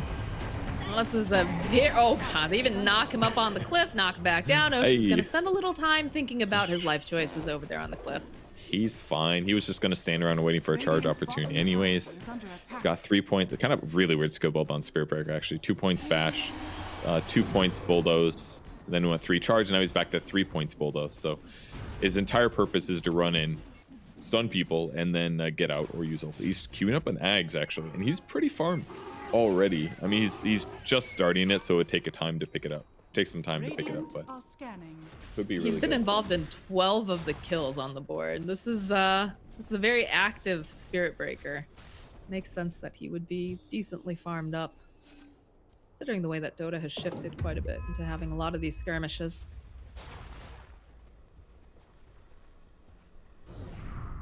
All right, who's the next target here? So I know that Quincey Crew would like to sit back a little bit, probably, you know, farm up a bit more, but Ocean already just gonna be running on in to spot out that rune. He'll stop, grab himself that little bit of gold.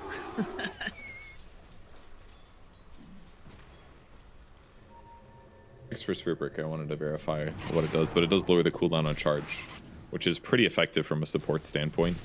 Because it may seem a little bit weak, but you could, if you do a good charge, you're basically doing an AoE stun. And I think the max charge, the max bash stun is like 1.4 seconds. So hypothetically, if you can do that many disables repeatedly in an engagement, it is a huge advantage. Yeah, 6-second cooldown on that for to land a bash on everybody. And the guy that you charge directly gets stunned for 2.4 seconds, obviously. So if you can pick this up as a forward position with an Ion Shell and a Darkseer, who increases your bash damage with higher movement speed, it can be a really cool combo, actually. And the fact that he's this farmed already gives a decent assumption that he'll be able to get it eventually. Oh my god, is this gonna be the chrono of his life? You are? Yeah, man, just go. He grabs two of them immediately. The Boundless, and queue up there with the oh, the pull back though from Monkeys Forever into the wall. Couple of these hits though coming out here from the Chain Frost. They need to just Delta split, but they're doing so much damage. They get a double kill now for Gunner. They'll also be able to take down Ocean. They pop them over onto Sammy Boy. They're hunting MSS, and he's got a little bit of mana left. I don't think he has any of those steps left though. They'll turn back around. They've got their eyes on this Void Spirit. The drag back though, nope, they'll be able to go take him down. That looked so good for Quincey Crew, and it immediately, just because of Monkeys, man, that beautiful vacuum wall. I'm surprised that it even went that close to decent, because they choked a little bit on the Zoomer side. They were probably looking somewhere else on the map. They popped smoke, ready to go somewhere else. We didn't see a silence from the Puck, very crucially. He should have been able to silence in time. Stun goes down. An amazing Chain Frost there. The vacuum wall was effective. The Puck was able to get his ulti out before he died. That was the most crucial part, and that's the only reason that I think Storm most likely died too. So a little bit of cleanup as well, being able to chase down MSS. So nice clutch by Zoomers to pull something out of that one. But it looked rough. The fight goes so differently too if Gunner didn't turn away at the last second and avoid the chrono. Like he was walking right towards it. Oh man, that was a beautiful fight. Game's still super even though. Can go both ways, but with no Chronosphere down, or with no Chronosphere for a bit, yeah, Zoomers is going to want to take engagements. The Puck ulti is a pretty darn low cooldown ability, so that's probably up almost immediately. It's actually already ready, and they're going to be able to catch Storm. No, they grab Storm again. They're trying to cash him out, though, trying to snap it. They'll get the silence off. This is looking, yep, they'll kill him, and it looks like they might be able to get MSS, too.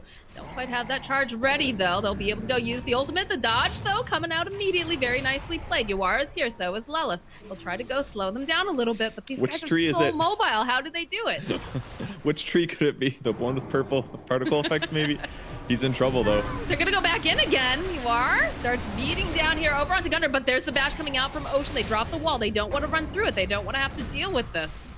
Looks like Yuara will go through anyways. Gets a couple hits off onto Ocean's Monkeys. He's just going to TP out. He's got to pray that he can get out in time, and he's not going to be able to. But the follow-up, though, coming out from Husky will silence them back. And MSS sitting just too low. This fight has been going on forever, it feels like. Gunner gearing up. He'll turn it back around again. He's out of mana. Wukong's command. Can they get the final hit? They will. They'll be able to take down Yuara as the rest of Quincey Crew now forced to run away. Husky with the double kill. Oh, man. That was really fun to watch for Zoomers. They did such a good job weaving in and out, leveraging their low HP and their cooldowns. That was awesome. Just backing each other up. I love it when players do this, when like your HP is so low, but you're like, I could throw one more skill at least. And then they see that great opportunity, the chain stun on Faceless Void with the ulti, and then Puck cleaning up the two other heroes. It's just, it's beautiful to watch.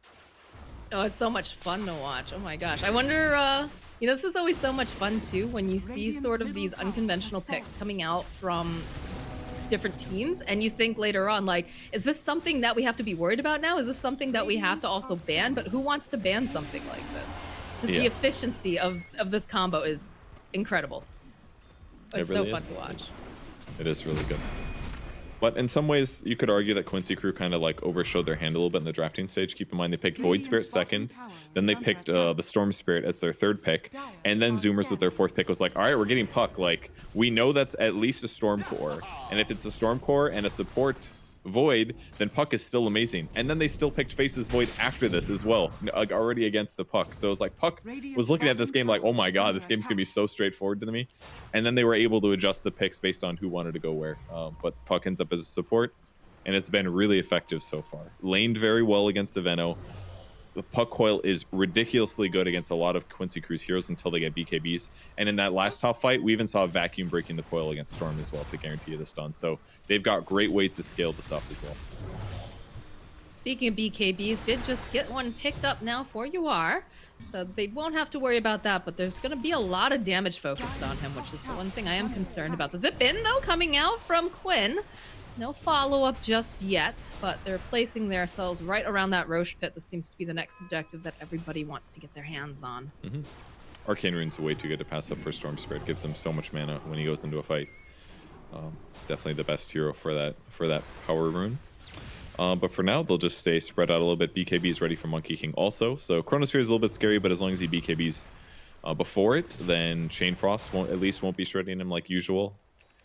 Good defensive items on Veno as well. This is difficult to kill at this point. Having Crimson Guard is also really good for anybody that gets caught in the middle of a Monkey King ulti. So they can protect each other quite well right now. How much of this is just too much of playing the same things consistently, too? Because, you know, I've made this comment about... what was it? Hold on to that thought. It's gonna be the charge in, jumping over here onto Lelis. They'll follow up. Rest of the team can even go and they drop the Monkey King ultimate just to make sure that they can take down Luz. And he's surviving a decent amount of time, but the BKB from Gunner makes it a non-problem.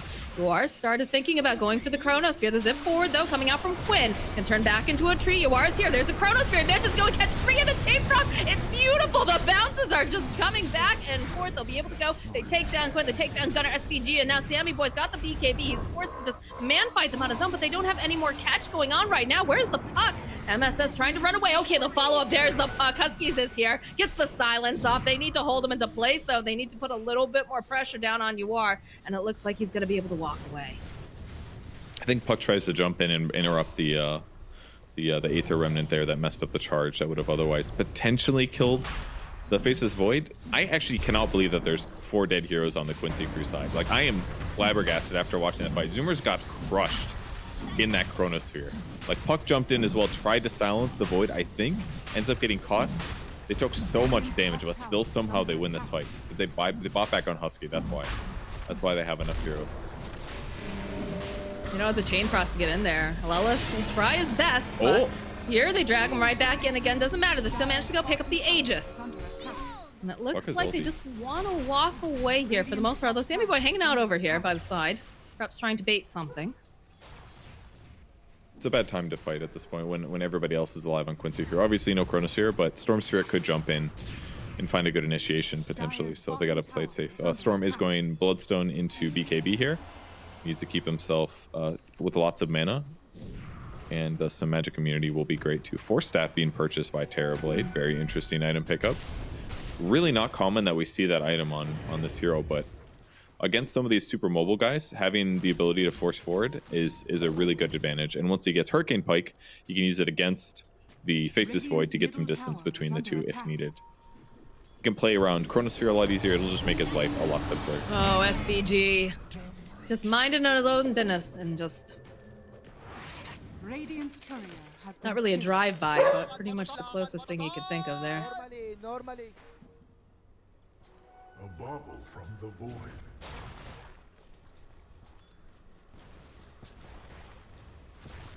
I love this draft. I love the way that they're playing so aggressive. It feels like the gotta go fast draft, honestly, when you look at what Zoomers has going on, right? You've got very high mobility on a lot of these heroes. You've got the Surge, you've got Spirit Breaker, and they're just constantly running. And I guess the other thing about this too was the fact that, you know, they are running at them, and technically, you know, you can start to fall behind on farm if you're not careful, but they always manage to get some sort of objective afterwards. So they're just playing this draft very well. They are. A lot of it's just like maneuvering. You basically have to keep in mind where the enemy team is while moving your team, making sure that you always have good positioning for potential smokes and things like that. Here's his finish on the Hurricane Pike. Generally an okay item, but not very stat efficient compared to other things that you could pick up. But if the utility is what saves you in a fight, it ends up paying off. Radiant's bottom tower is under attack. Pretty decent new items being picked up now. Now they're going to start sieging the tower a little bit. TB is the hero for this, and with Aegis, it makes it so much harder for Quincey crew to initiate. They just have so many solutions too. Not only that, like Sammy Boy, you've got to worry about the Thunder. He's got a BKB. He's got an Aegis. You've got Ocean and Husky just sitting right behind him. Monkeys has been so on point. All right, there it is. There's the initiation. The drag back. He'll use Greaves.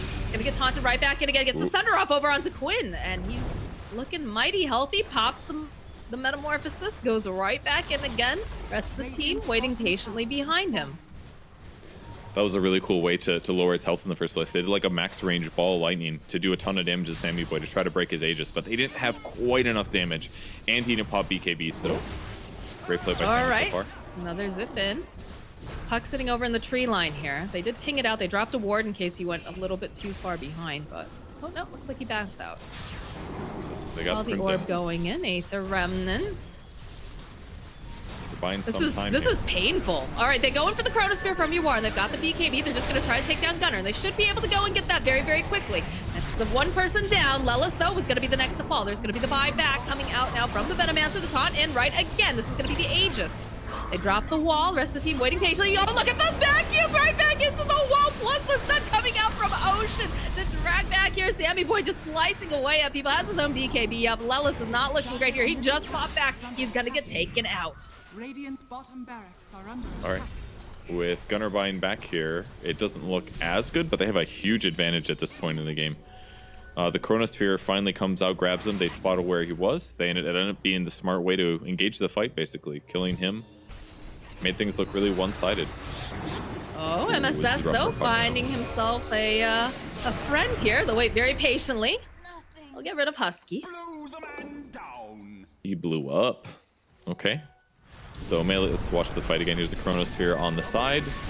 We're able to burst him down. Great ball through by Quinn. Oh, very cool. Husky ultis Quinn on the back line, which meant that whole fight, Storm isn't in it until just now. Bought TV enough time to kill the Rex. And then on his respawn here, great combo again by Husky with the vacuum and the charge to actually deal good damage and make them have to run. But they're out of mana at this point. They can't really fight anymore, so they had to get out. But only lost supports and off lanes, so it wasn't the worst for Quincey crew. But TB has so much net worth advantage at this point, considering that he hasn't died in any of these fights. It's just stacking up way too high to give him an advantage here. And now with Satanic, that's 2 ways that he can save his life. I think that was the best opportunity probably that Yuar was going to be able to find, was try to take out Gunner, because he does do so much damage, especially with the zoning and being able to drop that Monkey King ultimate. But yeah, it just feels like Zoomers, they're just playing so well together and just following up very, very nicely. So, oh, there it is. Eggs is ready. There's a patch average on this item. I guess so. Somebody else has bought it, clearly. Maybe it's like a data point of 1, but the 6-second charge. It's good. It's gonna cause chaos. Old Eggs was kind of cool in theory to land an AoE ulti, but it was like, and with the lower cooldown, but it just wasn't good enough to be useful. I don't think I ever justified buying it one single time, even in some games where I got too much farm on SP. So this one makes a lot more sense. Lowering the charge speed or charge cooldown is really good. All right, well, working on Eggs on Puck 2. That'll be amazing. Tether break through BKB. I like the way that Gunner's playing off on the trees here, trying to keep an eye if anyone's trying to hide, because they know that they're going to be trying to push out the waves the best they can. But side of Quincey, they've got a smoke, going to try to place up some vision. Dwarf's got himself a haste rune. Does have the chronosphere available, but he is running very fastly away from all of the rest of his team. Zoomers, though, getting into position. Looks like they want to try to maybe force a fight here. Gunner picked up an item just now. He's queuing up going Aeon Disc, by the way. He did have Scotty queued up before, but it's just a lot safer for him to go for a raw survivability item, because it's going to protect him from these kind of chronosphere kills that could change everything. That way he's a little bit less vulnerable if he gets caught solo. All right, that's going to be enough for his Aeon Disc now. The raw stats of the item, a little bit mediocre, but if it can offset a chronosphere, that can win him a fight and end the game, basically. And that's all they need to do. If they win like one more fight and get a 2 racks, they're going to be at a really overwhelming advantage. And in Ags now, for Sammy Boy, this is not the first time that he's bought this item, but when they get this far ahead in net worth, having a little bit of extra utility can be really justified. Like, he's got 8,000 more gold than Void. He doesn't have to worry about Void. He just wants to be able to win a fight. And Ags is one way to get a little bit of advantage there. I feel like we've seen some very interesting builds on Sammy Boy during this tournament, but they've almost always really paid off for him. He's definitely has a method to his madness, so to speak. Yeah. It's not even that mad, really. Like, his build is pretty normal. The weirdest thing maybe is that he didn't go Halberd with Manta, but he went Hurricane instead, thinking it was a little bit better this game, which is semi-reasonable against a hero like Faces Void to get some distance there. But I don't know about this MSS. he was just dispelling the DD, which was a decent play, because hypothetically they could have used it to Roche or go high ground with it, so it was a good idea. I'm just always scared that someone else is going to pop up, but they do have a smoke over here on the side of Quincey. It feels like they're dodging each other a little bit. And Sammy Boy moving in the right position, though. They're going to control the tri-camp area. Here comes the smoke in. Let's see who breaks it. Looks like Gunner, maybe Gunner. But he's up in the trees. You are still staying down on the low ground near the Roche pit. I mean, They're hesitant to go in here. It looks like it feels Sammy's like they're both pressuring preparing. so good. They are, of course. They're prepping for Roche, but Sammy Boy did a great job pushing the top lane. That top tower is taking damage right now. Ocean going to get the D-ward too, so now it's even scarier for them to move in. Like, look at the got creeps there, at least. They could go pressure it if needed, but they got to stay near their Roche pit. The Roche fight is like way too significant. But luckily, Sammy can send illusions in to push the lane. It doesn't even have to be him. No, he's going to go anyways. I mean, he's pretty hard to kill right now. I would definitely say so, considering all of his teammates behind him. They got a 15k net worth lead. All right, 14, no 15. It's going back and forth. Quinn, though, gonna zip in, get silenced up, stun. Right back in again, over here on Ocean. They BKB, there's the Chronosphere coming out from Uwars. They zip onto the back What a line. chrono. They'll be able to go and just take down Sammy Boy, easy peasy. No save for him this time around. They'll drop the Monkey King ultimate. Ocean running away here as Uwars looking for anyone who might be left over. They get, oh no, Gunner! He's gotten Yule stuff. He's not gonna be able to TP out. He's gotta try to man fight through this, and he's not gonna be able to do too much damage. Very good fight here for Quincey Crew. Yes, he almost got a full kill from that stun, but definitely looked left in the dust. Very crucially, what happened was they basically bought time, forced BKBs, and then were able to catch him in a huge chronosphere. But most importantly is that Sammy Boy was on the edge. That meant Storm could ball through and actually still deal damage. He still might have died in it, but they found a great moment there. And maybe Zoomers are going to be sitting there thinking like, God, why did we do this instead of controlling Roche first? Because now they had two vulnerable heroes, and it's just so much harder to win the team fight at that point, especially when they already initiated partially to disengage the fight. Getting Chrono there was like the best thing. Radiant's bottom barracks are under attack. I guess with Gunner being down, I was going to say, you know, now they don't have to worry about the Chronosphere, they don't have to worry about the Lich ultimate, but it's going to take a while for them to get back up again, although SVG taking a lot of that damage from Roche. You're going to lose this bottom racks, yeah. Party's too powerful. But they're going to need Roche for sure, right? Yes. Spirit Breaker going in. I say yes, but you know, we could see a puck just suddenly show up. We could see many things happen. Quinn grabs up the Aegis. Right through.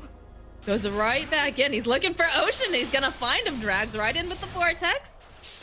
He's got a lot of He's HP, pretty so. tanky though. They needed maybe a little bit more lockdown. So Ocean's just gonna peace out Cub Scout. Oh, ball lightning. Quinn out of mana. That's a little bit scary here. They're setting up though, maybe for Yawar, but it's gonna be the Aegis taken out. Oh, what a mistake. Here comes the puck ulti. The follow-up, they have Ags on the puck fear. too, and the fear. It's so good. That's It why looks they bought so it. nice. They're so fast. They're chasing after Lelis. Lelis gets the ultimate off, and that's about all he's going to be able to do because he is just toast. And again, here we go. Ocean charging right into that Aether Remnant. He was ready to go, though. Dude, the fear with Dream Coil is so good. It silences him, he runs away, and he breaks coil. So beautiful. Didn't pop BKB in time. Probably knew that he was dead. Does Puck have ulti or Ags yet? I don't know if he did or not. He has Ags. Middle tower is under Okay, attack. that's that would be the other reason that popping BKB was not worthwhile there for Storm. Ooh, All right. look at this and damage. What a turn. They still have Chronosphere, but they don't have Quinn. They don't have Lelis. Pretty dangerous right now. Be a little bit of a play here coming out. Ocean thinking about going in. Yuar goes in with the Chronosphere. They have nothing to save this Terrorblade. They've got the Lotus Orb, though. Get a couple of these nice bounces. Quinn trying to fight through, but there's just too much damage. They weren't able to take it's him down definitely fast lifesteal. enough. He's got to run. He pops Satanic, but there's no creeps or heroes to hit, so he'll swap on Monkeys. Knowing Monkeys has a lot more regen. So they can just do a brief reset here. There's going to be no Chronosphere. They use Sunder, but it's not that big of a deal. They use Spirit Breaker ulti to slightly offset the Void damage. That was a really good usage. And now they go back to the CG, and same thing as before. There's no Chrono. They use a smoke over on the low ground, trying to get into better positioning, trying to protect Sammy the best they can. Another zip here from Quinn. Basically, all he can do is just dash back and forth. Keep throwing out more and more damage. Husky jumping forward with the silence. It's going to be the pullback again as he wrapped the Dream Coil and the wall. They have to go and fight through this. They're all niched up. You get a snap over onto the back line. You are hitting away over here at the side. They will be able to go take down Ocean. Buyback's going to come out. They'll take down Sammy Boy as well. As the rest of the Zoomers now forced to run away, and it's not looking like they're going to be able to go. Monkey's taking a lot of this damage. He's got a lot of attention upon him. It's like he's just trying to buy some time, make some space, and he's very tanky. He's surviving for a decent amount of time, but there should be the final hit coming in hot right here. And finally, Monkeys will get taken out. Did they manage to grab anyone else, though? Just the Venom. I can't wait to watch that replay. From it looked like to me was they basically went on an initiation that just wasn't going to be good enough. They grabbed a Dream Coil and two big heroes. The vacuum was not well positioned enough to break the coil, unfortunately, and that basically meant that Storm didn't really care too much. And then TB gets cleaned up in the fight. I didn't see how TB ended up dying. That's what I'm very curious about.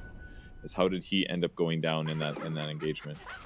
But and realistically, they didn't feel like they had to keep going there. Like they didn't have to initiate. I felt like they could just keep hitting buildings and probably take the melee barracks eventually, but they weren't able to do so.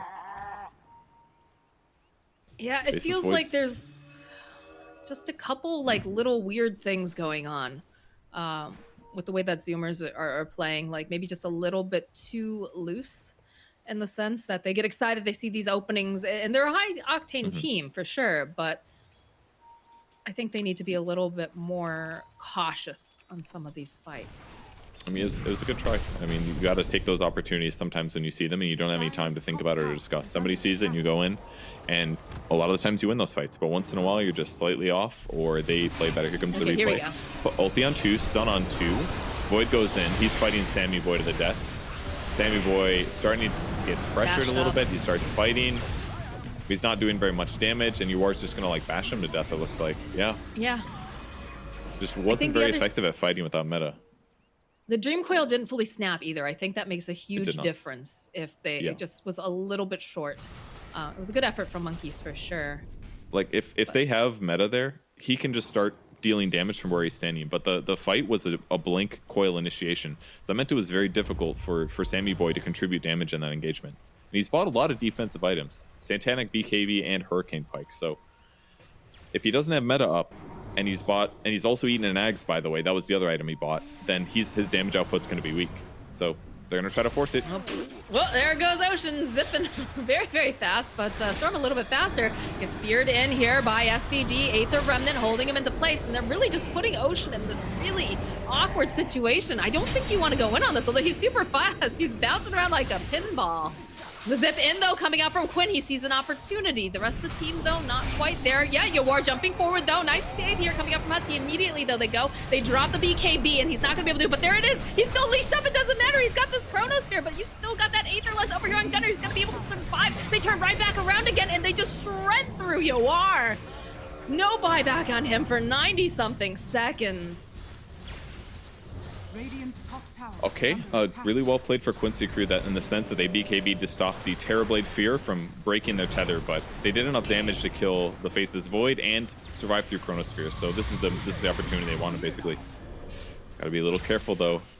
There's a lot of magic damage potential still, and with BKB being used by Sammy Boy earlier, this is what he's got to do: is attack from low ground like this. This team gonna try to protect. Nice stun coming out here from Gunner with the silence. Jumping again over here onto Quinn. Lelis dropping the ultimate. Sammy Boy getting dragged back again, but the bounces go right back in again. And Lelis and SPG, they're hugging each other over in the corner. SPG takes so much damage. He's forced to just walk back. What a disaster. They reflect the Chronos or the Chain Frost with a Lotus Orb there. Really nicely done by Darkseer. Pretty straightforward. You Lotus your core. Gunner is just so on point. The rest of his team, they just immediately follow up the silence. The snap right back. Quinn is dead. MSS now has to dissimulate, has to run away. Quinn down for 113 seconds. 30 seconds still down on Yawar. Lelis does have buyback, but what's he gonna be able to do? He has to buy back though now, unless they're gonna get Mega'd. Yeah, they're gonna be really close to Chronosphere at least when Void gets up, so maybe they have a chance, but they're getting Mega'd for sure.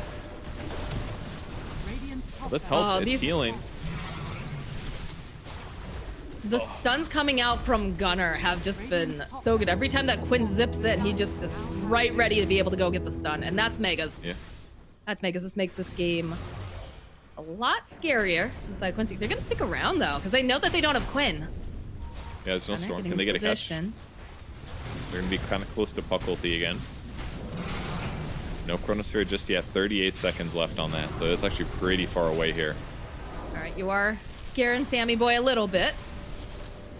They can play safe. He's got meta in about 19 seconds, and that's when they're really going to commit to killing towers here. Gunner thinking about getting the jump off. Aether Remnant drop. Wants to make sure that he can't hide up in that tree line. Puck ulti's ready to go, by the way. So watch for an initiation here. Oh, I'm watching. All right, meta's up in 3. We get the chick in the box getting dropped over here. Aether Remnant's gonna drag Gunner back. He doesn't seem too concerned about this, though. Again, he still has that Aeon disc.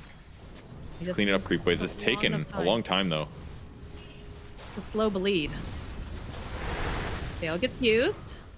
Try to go and push out some of these creeps.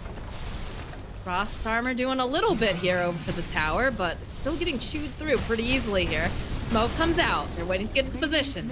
Look at the way that 4Zoomers is positioned, though. They're all just sitting very far back. They don't want to get hit with these ultimates. They don't all want to get Chronosphered. The jump in, though, immediately BKB gets popped by Sammy Boy. Are they going to back now? I think this is where you leave.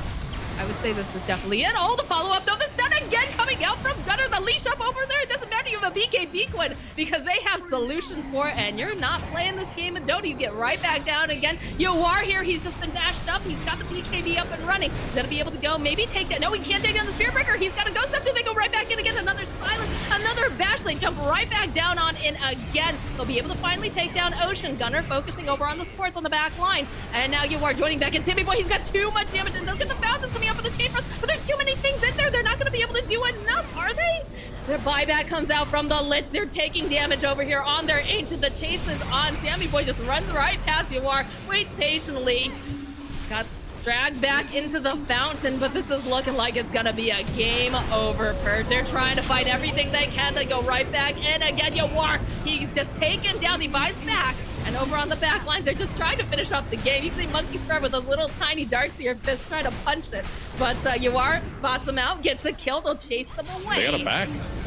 They got to go deal with something. They got to go. Look, they turn right back around against Sammy Boy's got the BKB. He's leashed up too over here on Yawar. He's not going to be able to survive this. Oh, they have the damage. So they finally, they managed to take down Sammy Boy. He's still leashed up. And look at these creeps. Creeps and the game.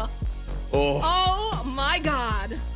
They almost held. They were so close. I mean, probably still gonna lose that game, but oh my God, I can't believe they're able to hold off that far. Crimson Guard and the Lich Frost Armor did insane work at delaying that. I mean, puck or the Storm Surfer was dead for like 100 seconds, and they got to buy time for Storm to be in that defense. It was crazy. The Crimson Guard, man, so much defense against everything they wanted to do. So, but Zoomers, man, they played excellent. A couple mistakes here and there, but as a whole, they're so good at like strangling the life out of your opponent's chances to win a game. I mean, they said it in their interviews. They knew Quincey Crew. This is the team that has been winning all of these regional tournaments. It's the one to beat. So they've been doing their homework, and it definitely shows. But what an awesome way to end like our first game today. And this is a best of 3, of course, guys. So we've got potentially, 2 more games where we can see some crazy things happening. But we are going to go to a short break. And when we come back, we'll have the panel break it down for you here at ESL 1 Thailand.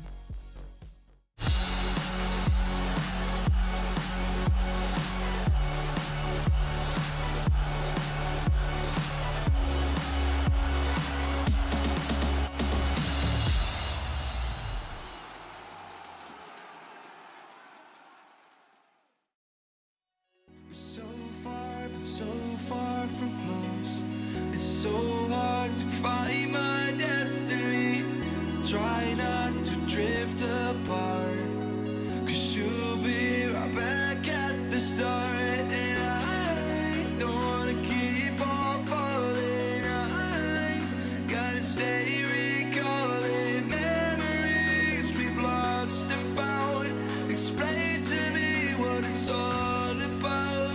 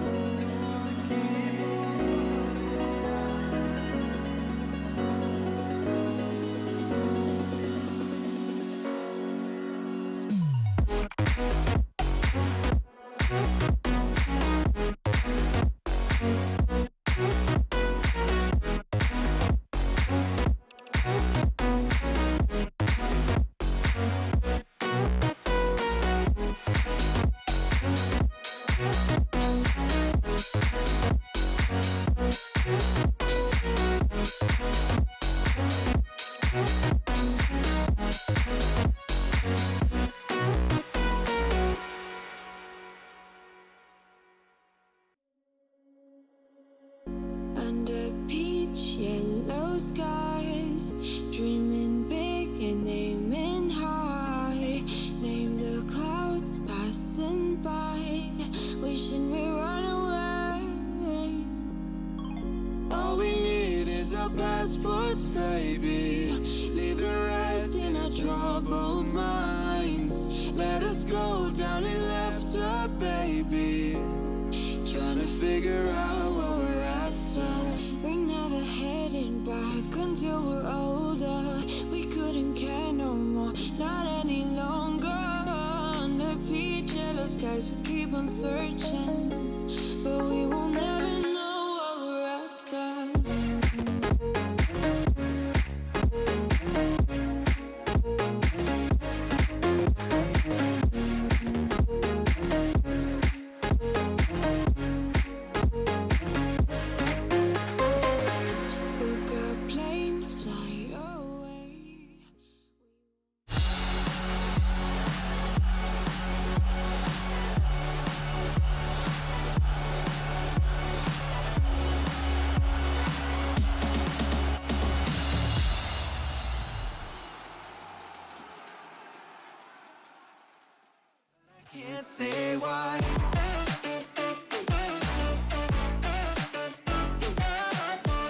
Welcome back to ESL 1, powered by Intel. And right out the gate, 4Zoomers taking their first win off of Quincey crew.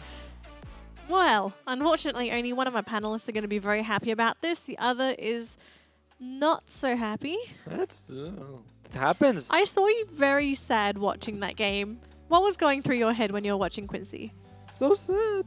No, I mean, I thought that what 4Zoomers had in terms of team fight was amazing. Like, we see Quincey initiating on them, and 4Zoomers still able to counter-fight them a bunch of times. So I thought that was very impressive. And if you look here at the 15-minute mark, this one, even though they took a good fight, they were able to get a nice chronosphere. They throw the Lich ulti. It's nice, but even then they lose a couple of people. They already lost Quinn and they lose the Lich as well. I think MSS dies as well. And this is a fight where they had a pretty good, they had pretty good opening with the Chrono as well as the Lich Chain Frost. Another fight here, they do the exact same thing, but of course we have, Ocean, not Ocean, the Monkeys comes in with a beautiful vacuum, saves everyone because he throws them to the Chrono. And this is another one, they had a good initiation. So they played really well, and we also have Spirit Breaker and Husky the entire game, making so much space in the early game. Like if you look at the next, that's actually a longer clip than I thought.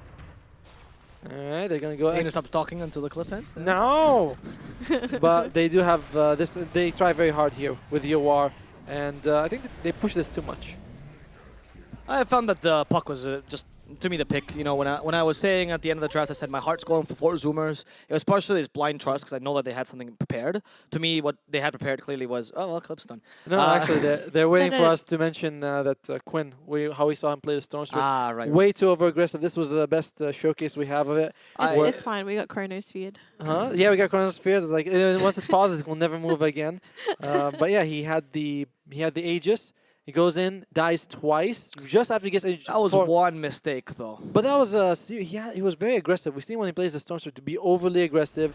And it was really costly for them because they had actually just made a big comeback before this to get the Roshan. And then they lose the Storm Switch for nothing with the Aegis. Yes, I agree that this play By the way, they look like Ocean. He charges midway when he's animating back. That's so good. Just to make sure he can't do anything. I mean, they had a dream call anyway, but yeah, sure. So good. I don't know. I found that's a bit too critical of Quinn. I don't think that I think Quinn had a very difficult game. I think the Puck was a fantastic pick towards the end. I didn't have much faith in Puck 5, much like Purge. But shout out to you. We were both wrong. I think the Puck 5 was wonderful. It actually worked and ironed out all the kinks. They had all the counter initiation they needed. Yeah. They had now a combo with the Darkseer, which was very well executed. Overall, I don't think that Quincey played wrong. It's just that because they were constantly on the off foot, because they were constantly having to respond to 4Zoomers, it made their playstyle very difficult. They had to get to a late game kind of safely, and it was just impossible for them to do so, honestly, because Quincey was constantly running at you. And it actually goes down to the same thing that Crazy did against them. You try to play a higher tempo with better team fight, and Quinn will not know how to answer necessarily. Yeah. Kudos to 4Zoomers for that. Absolutely. Well, this is a best-of-3 series, folks, so we are looking into a Game 2 and potentially a Game 3 if Quincey crew can pull it through in this second match. But, of course, we are still waiting for the lobby, and that gives us a little bit of extra time for our favorite segment of the day, the DHL Drop Quiz.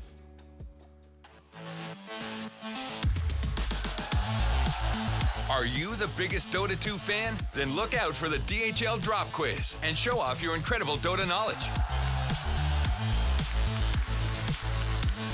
Reply with the right answer in Twitch chat and track your position on our live leaderboard. Will you make it to the top and win the €1,000 prize? Hashtag Gamers Unite.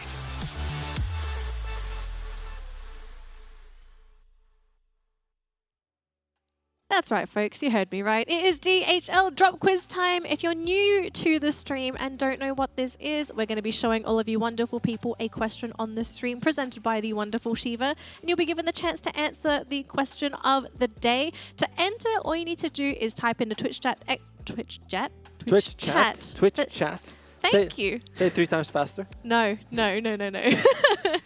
Yeah, so type into the chat !DHL drop and then the corresponding letter to your answer for the quiz. Good luck to everyone that enters for today, and let's find out what the question is.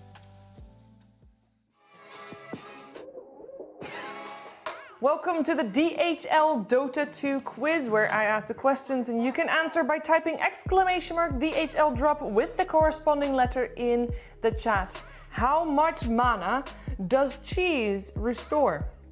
Is that A, 1000 mana? Is it B, 1500? C, 2000? Or D, 2500 mana? And make sure to check out how you're doing in the leaderboards below on the DHL Motion blog.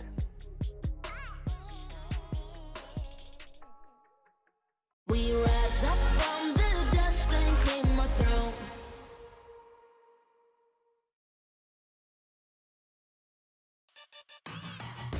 Intel Gamer Days is on now. Whether you're looking to buy or build, now is a great time to upgrade. Get limited time offers and giveaways from top names in PC gaming. Unleash elite gaming performance with systems featuring new 10th gen Intel Core processors. And bring Marvel's Avengers to life with in-game optimizations for a mightier PC experience. Act now. Intel Gamer Days is only here for a limited time. These feelings are waiting for you to come back.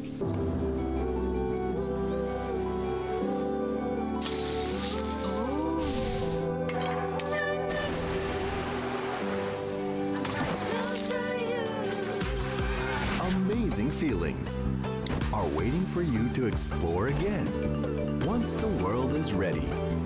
Until we meet again. Amazing Thailand. You ready? Huh? Hey, he's a good boy, huh? You ready? Huh?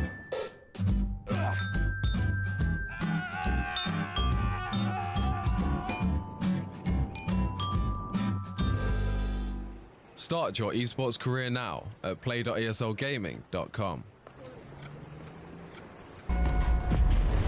Multiple witnesses have reported mysterious shadow sightings all around the city.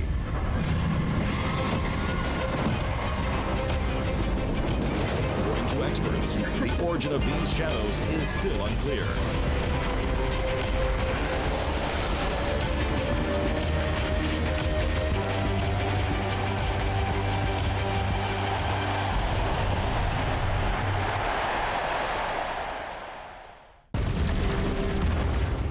Everybody loves an underdog. Who needs to be liked? Mountain Dew Amp Game Fuel. Victory in a can.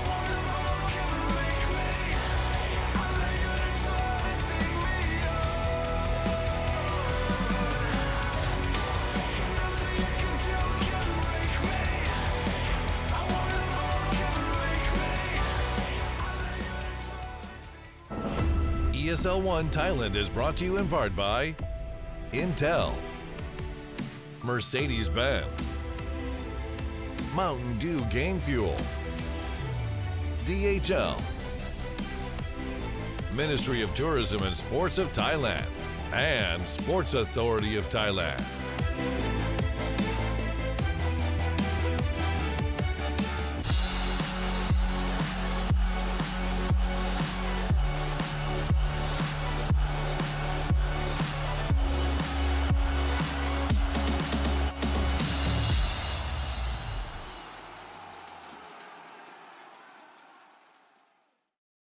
Can't say why.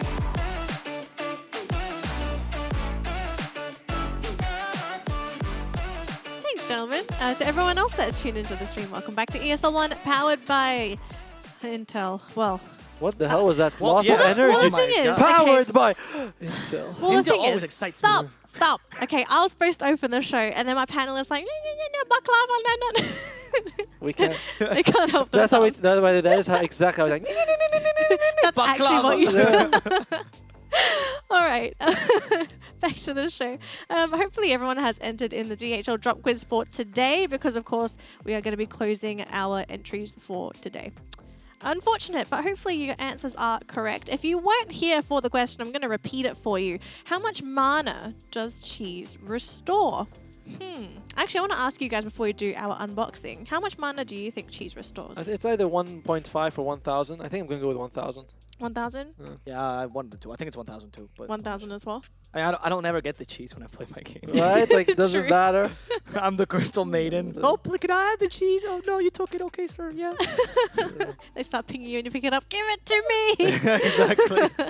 All right, so we're still waiting for the answer. So yes, we do not have it as of yet, but we do have our box of goodies. Now, of course, this is a DHL box. If you are going to get most of your answers correct, you could be in the running to win a box with some prizes. Now, of course, I'll be doing a unboxing of all the lovely goodness. If you haven't... There's things inside the box. Oh my god! I thought I was just getting the box. That's like a cat's birthday. You get the box, right? Oh, yes. Well, my cats love that. So whatever I give them, I just give them the box. So we've got mouse pad. We have also socks that Atomo has worn. We will give you new ones, I promise. Or But you can have the used ones, whatever tickles your fancy. no, I don't think that's legal. I don't think it's legal either. We have a face mask that I'll also not put on because Atomo has worn this and he's worn it upside down. Thank you, Atomo. As if there's a way, like Free oh, fine. flame. That There was a free. way to wear it. She's giving me drive-bys, you know, just like throwing a flame and just like move on to the next thing. Yeah, and then we got pants, although we can confirm these are very comfy pants. Yes, and stretched Yes. out by Atomo. Everyone's worn it. Everything. I swear Atomo's worn everything in here. Well, you've worn the pants too, right? I only wore them. I wore them first, so I didn't get Atomo on my pants. I never wear the pants. Right. What, we can say things like that? That's all right. Come on. What? What do you think? Was it there? Okay. There we go. Yes. Oh my god. i9 processor, also one of our prizes. We have 3 of these too, so not just one, not just first place. You might win one of these wonderful babies as well. Is that straight? Yeah. Oh, there we go. Lots of stuff. And the box. And the for your cat. box for your cat. Actually, dogs like boxes too. Or your children. No. You could. Where are you sending your children? Are you going to ship them? Ship them No, off? no, what? I'm saying, like, you show your kid the wonders of DHL, and they can pretend to be like an astronaut or a bus driver. What child do you have? Are you sure that's not some kind of dwarf? Nah, your baby. Your and, child like, does not fit in the box. I think a newborn could fit in there. I think Someone so. bring a newborn. I don't Let's know why. test this on stream. We have a test. Oh, here we go. All right, here's the answer. We're both idiots. Oh no, he says one of those two. But you both said 1,000 for your final answer. I felt more like it was like more like 1,000, but I don't know. 1.5. I mean, it's so much money anyway that doesn't really make that much of a difference. If you get 1,000, 1.5. If you play Storm, you know this number by heart. We right? It's like Oh, that's true. Well, if you selected B for your answer today, folks, congratulations. You are correct for today's quiz. You are one step closer to getting your hands on a DHL box. Keep going. Don't get any more wrong. Only 5 more days. I know, right? We don't actually have many more days left.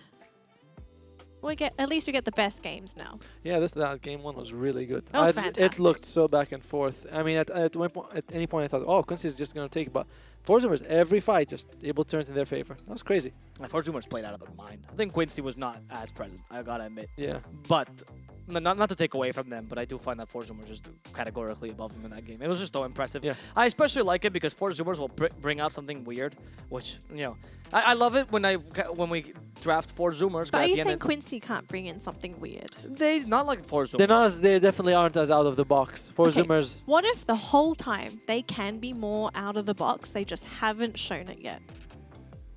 I mean, of course. Well, when they show it, then we can see it. I don't think Quincey's strengths come from that because the more out of the box you are, I find that the teams that are best out of the box, quote unquote, the DHL are the box? DHL ones. The best teams are the ones that are also inconsistent. Ironically, like if you watch teams like Beast Coast, like 4Zoomers, they will either win or lose. Business Associates, and that's because they can adapt really well on the fly, or sometimes they're thinking outside the norm and they just fail.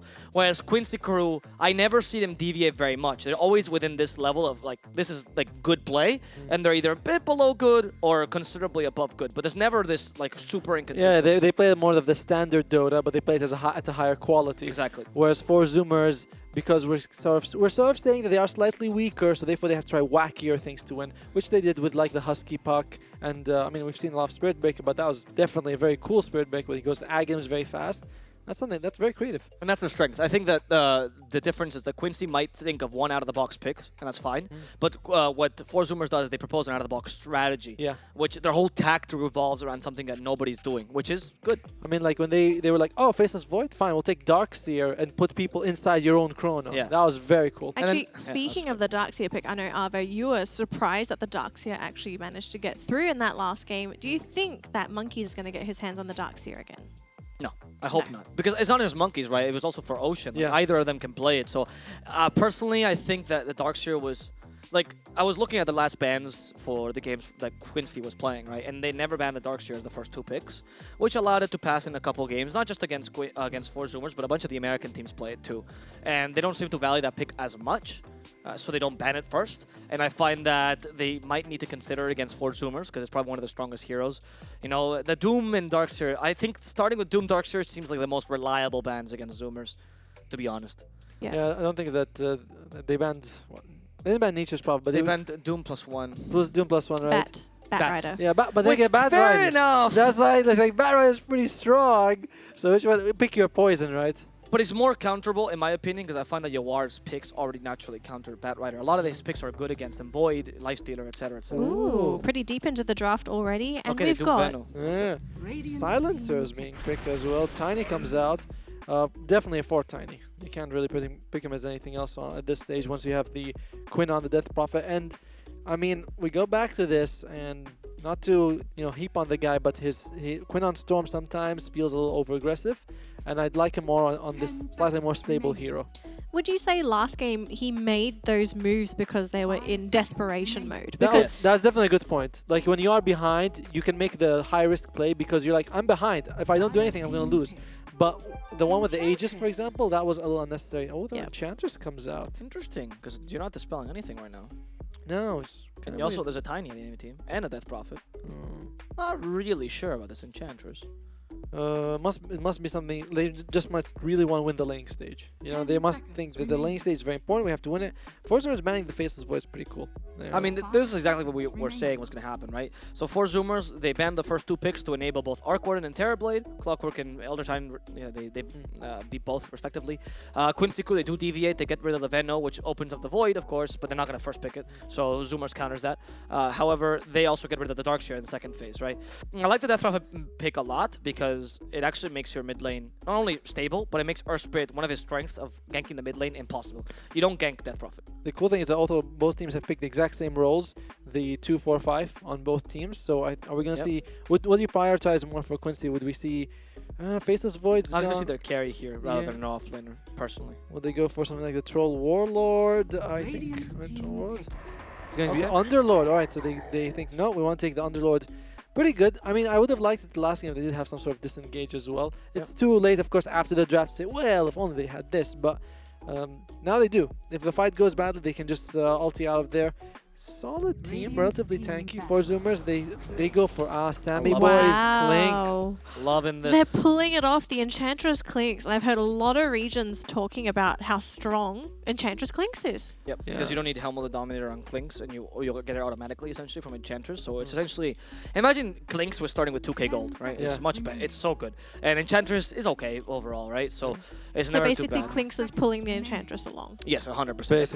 It's like picking an IO for your carry, right? It's not much So how more. do you deal with this Clinks now that you're Quincey Crew? This is a 4th pick Clinks. You've only got 1 pick left, and if you take a look at what Quincey Crew have, they don't really have the best way to burst down a Clinks. I mean, you can't even burst them down anymore, right? Because it's going to have the Enchantress back up. They're actually kind of bad against them. Like, Underlord is decent, right? But Mm. remember that the damage you get from the creep is not base damage, so you don't actually take away... Like, Clink's base damage is garbage. He doesn't get much damage. It's all from that Death Pact. Yes, Death Pact, from the arrows, from the Desolator, whatever. But you don't build agility on Clink, so actually Underlord's kind of bad against them. Firestorm, okay, but that's it, right? Clinks is really good against DP because you burst her down. Clinks is great against Silencer because you don't need to cast spells in the fight. Clinks against Tiny. If you can catch him without Death Pact, you can kill him, but otherwise... But realistically, you know, it's actually how a fantastic pick. And I don't know how we didn't see this. I mean, clearly Quincey didn't either. So, I don't know. You guys are talking about out of the box, and we're getting out of the box. I mean, they've done this in the... They actually did this against Thunder Predator, and they won with the Clinks. It's very strong. Was this a Mega League? Yes. The league that we... Oh, no, sorry. No, this is the game that we didn't cast. Oh, okay, that was that. All right. I was rechecking that game because, of course, you know. Interesting. Gotta see my Thunder boys win. On the other hand, 4Zoomers also, they have Clinks for burst damage, but if they can just survive him, I like Quincey Crew's draft after that a bit more. Like, Clinks is that big X factor. If he comes in, kills a couple people, then you're in trouble. But if he doesn't, if you're able to take it like 4 on 4 in this way, Death Prophet can survive for a while with her Spirit Siphon. Stance is really good against all these heroes. They want to throw spells, they can't because he's around. Well, except for Clinks. Yeah, except for Clinks. But an Underlord can get you out of trouble. So as long as they can survive the initial burst of Clinks, I like what Quincey has more, but it's a tough one. And now, what I like about Zoomers is these two bands as well. You're forcing Quincey into either the Gyrocopter, which we know they love playing, or the Juggernaut, both of which are super weak against Clinks. So you're actually kind of running out of carries for Quincey. In fact, you don't even have the Arc Warden, which would have been a good option here. They do have... I mean, we've seen him on the Naga Siren, we've seen him on the Medusa, Gyro. Naga is not bad here, actually. It could be solid. It's not bad, right? Counter Initiation, which sets up for whatever you have. A lot of armor, so Clinks doesn't deal damage. Pit of Malice, yeah, would be really solid. For Zoomers, they're gonna go with their off lane here, though. Enigma? No, I don't think you want to go Enigma. No, I was like Enigma's in the pool. It's Papita, you know. He made it show you that, it's like Enigma can play Enigma's anytime. always there in my head now. Let's see. Oh, sorry. Maybe Centaur? Oh, wait, sorry. I'm thinking. Okay, Monkeys Forever. Is Banner still in the pool? Yeah, but okay, you could. You go for the Thailand, a big team fight, front line for them. He's okay. Quincey Crew, you don't have much time in terms of reserve. You have the Troll. I like how they keep their Troll Warlord, by the way. 4Zoomers has never banned it. They think they can handle the Troll Warlord from Yawar. Clinks is pretty decent against Troll. Yeah, and I mean, you got all these like slows and ways to shut them down. I don't know if I would like Troll Warlord, but we got Sven. Better. I am actually surprised. So I was going to mention this earlier, but whatever. 4Zoomers, when they do the two bans, Lifestealer was a surprising ban to me over the Sven, which seems 10 times stronger. So they're trying to put Yawar a bit on the back foot here. And I got to admit that I don't love this Tide pick. Because you have two heroes, both Silencer and Underlord, who have disables that don't deal damage, which means that you can't dispel them if they can ignore you. Yes, there's a bit of area damage, but overall they can ignore the Tide, literally. It's very similar to having a Brewmaster versus Tide. He's still impactful, because Tide always is, but there are all ways to deal with him. I don't know. I love this lineup as much. Both teams have interesting lineups, honestly. The team fight from 4Zoomers is basically Ravage. I don't think they have anything else that can... I mean, Oceans on Earth Spirit's fine. Quincey, also not amazing. They've got decent team fight as well with the Death Prophet ulti and the Global Silence. But, you know, it's not like... We're not like saying, like, the amazing team fight. The big Chrome, the big Black Hole. Like, they have decent team fight on both teams. I'm looking at both, and I'm having a really tough one with this one. I like Silencer against... most of the picks for 4Zoomers. I don't think he's great against the Tide Hunter, but pure damage is good. I don't know. It's hard. I think I'll go with Quincey just because they've proven themselves over time and they'll come back a little stronger. And I like Quinn on the Death Prophet a lot more. But 4Zoomers, they got Clinks and they got Enchantress. That's really strong as well. Tough, isn't it? Yeah. He's thinking about it. I really am, because if it wasn't the Sven, I would have gone for Zoomers. Yeah. I thought they had a better draft, but that Sven is a good answer. But now I'm questioning, is Sven gonna be quick enough? Because you know I'm used to thinking about Clinks in the usual tempo, but with the Enchantress it becomes 10 times faster, right? Wait. You can't make up your mind. I'm gonna give it to Zoomers. I think they can out tempo that Sven. So you're going to be joining the Sea Monkeys. Tide Hunter, Monkeys Forever. Okay. Oh, yeah. She's really trying today, isn't That it? was. It's, I thought sea monkeys were those little things that you put in the water. Is that not a thing? They're not monkeys. They're actually little prawns. Oh, shrimp. I'm allergic to them, so you know. No, I'm gonna go for Zoomers. I think they got this. I trust their Clinks. All right, gentlemen, thanks for breaking down the draft. We're going to jump into the match right after this break. But of course, when you return, you'll be welcomed by the wonderful Purge and Moxie.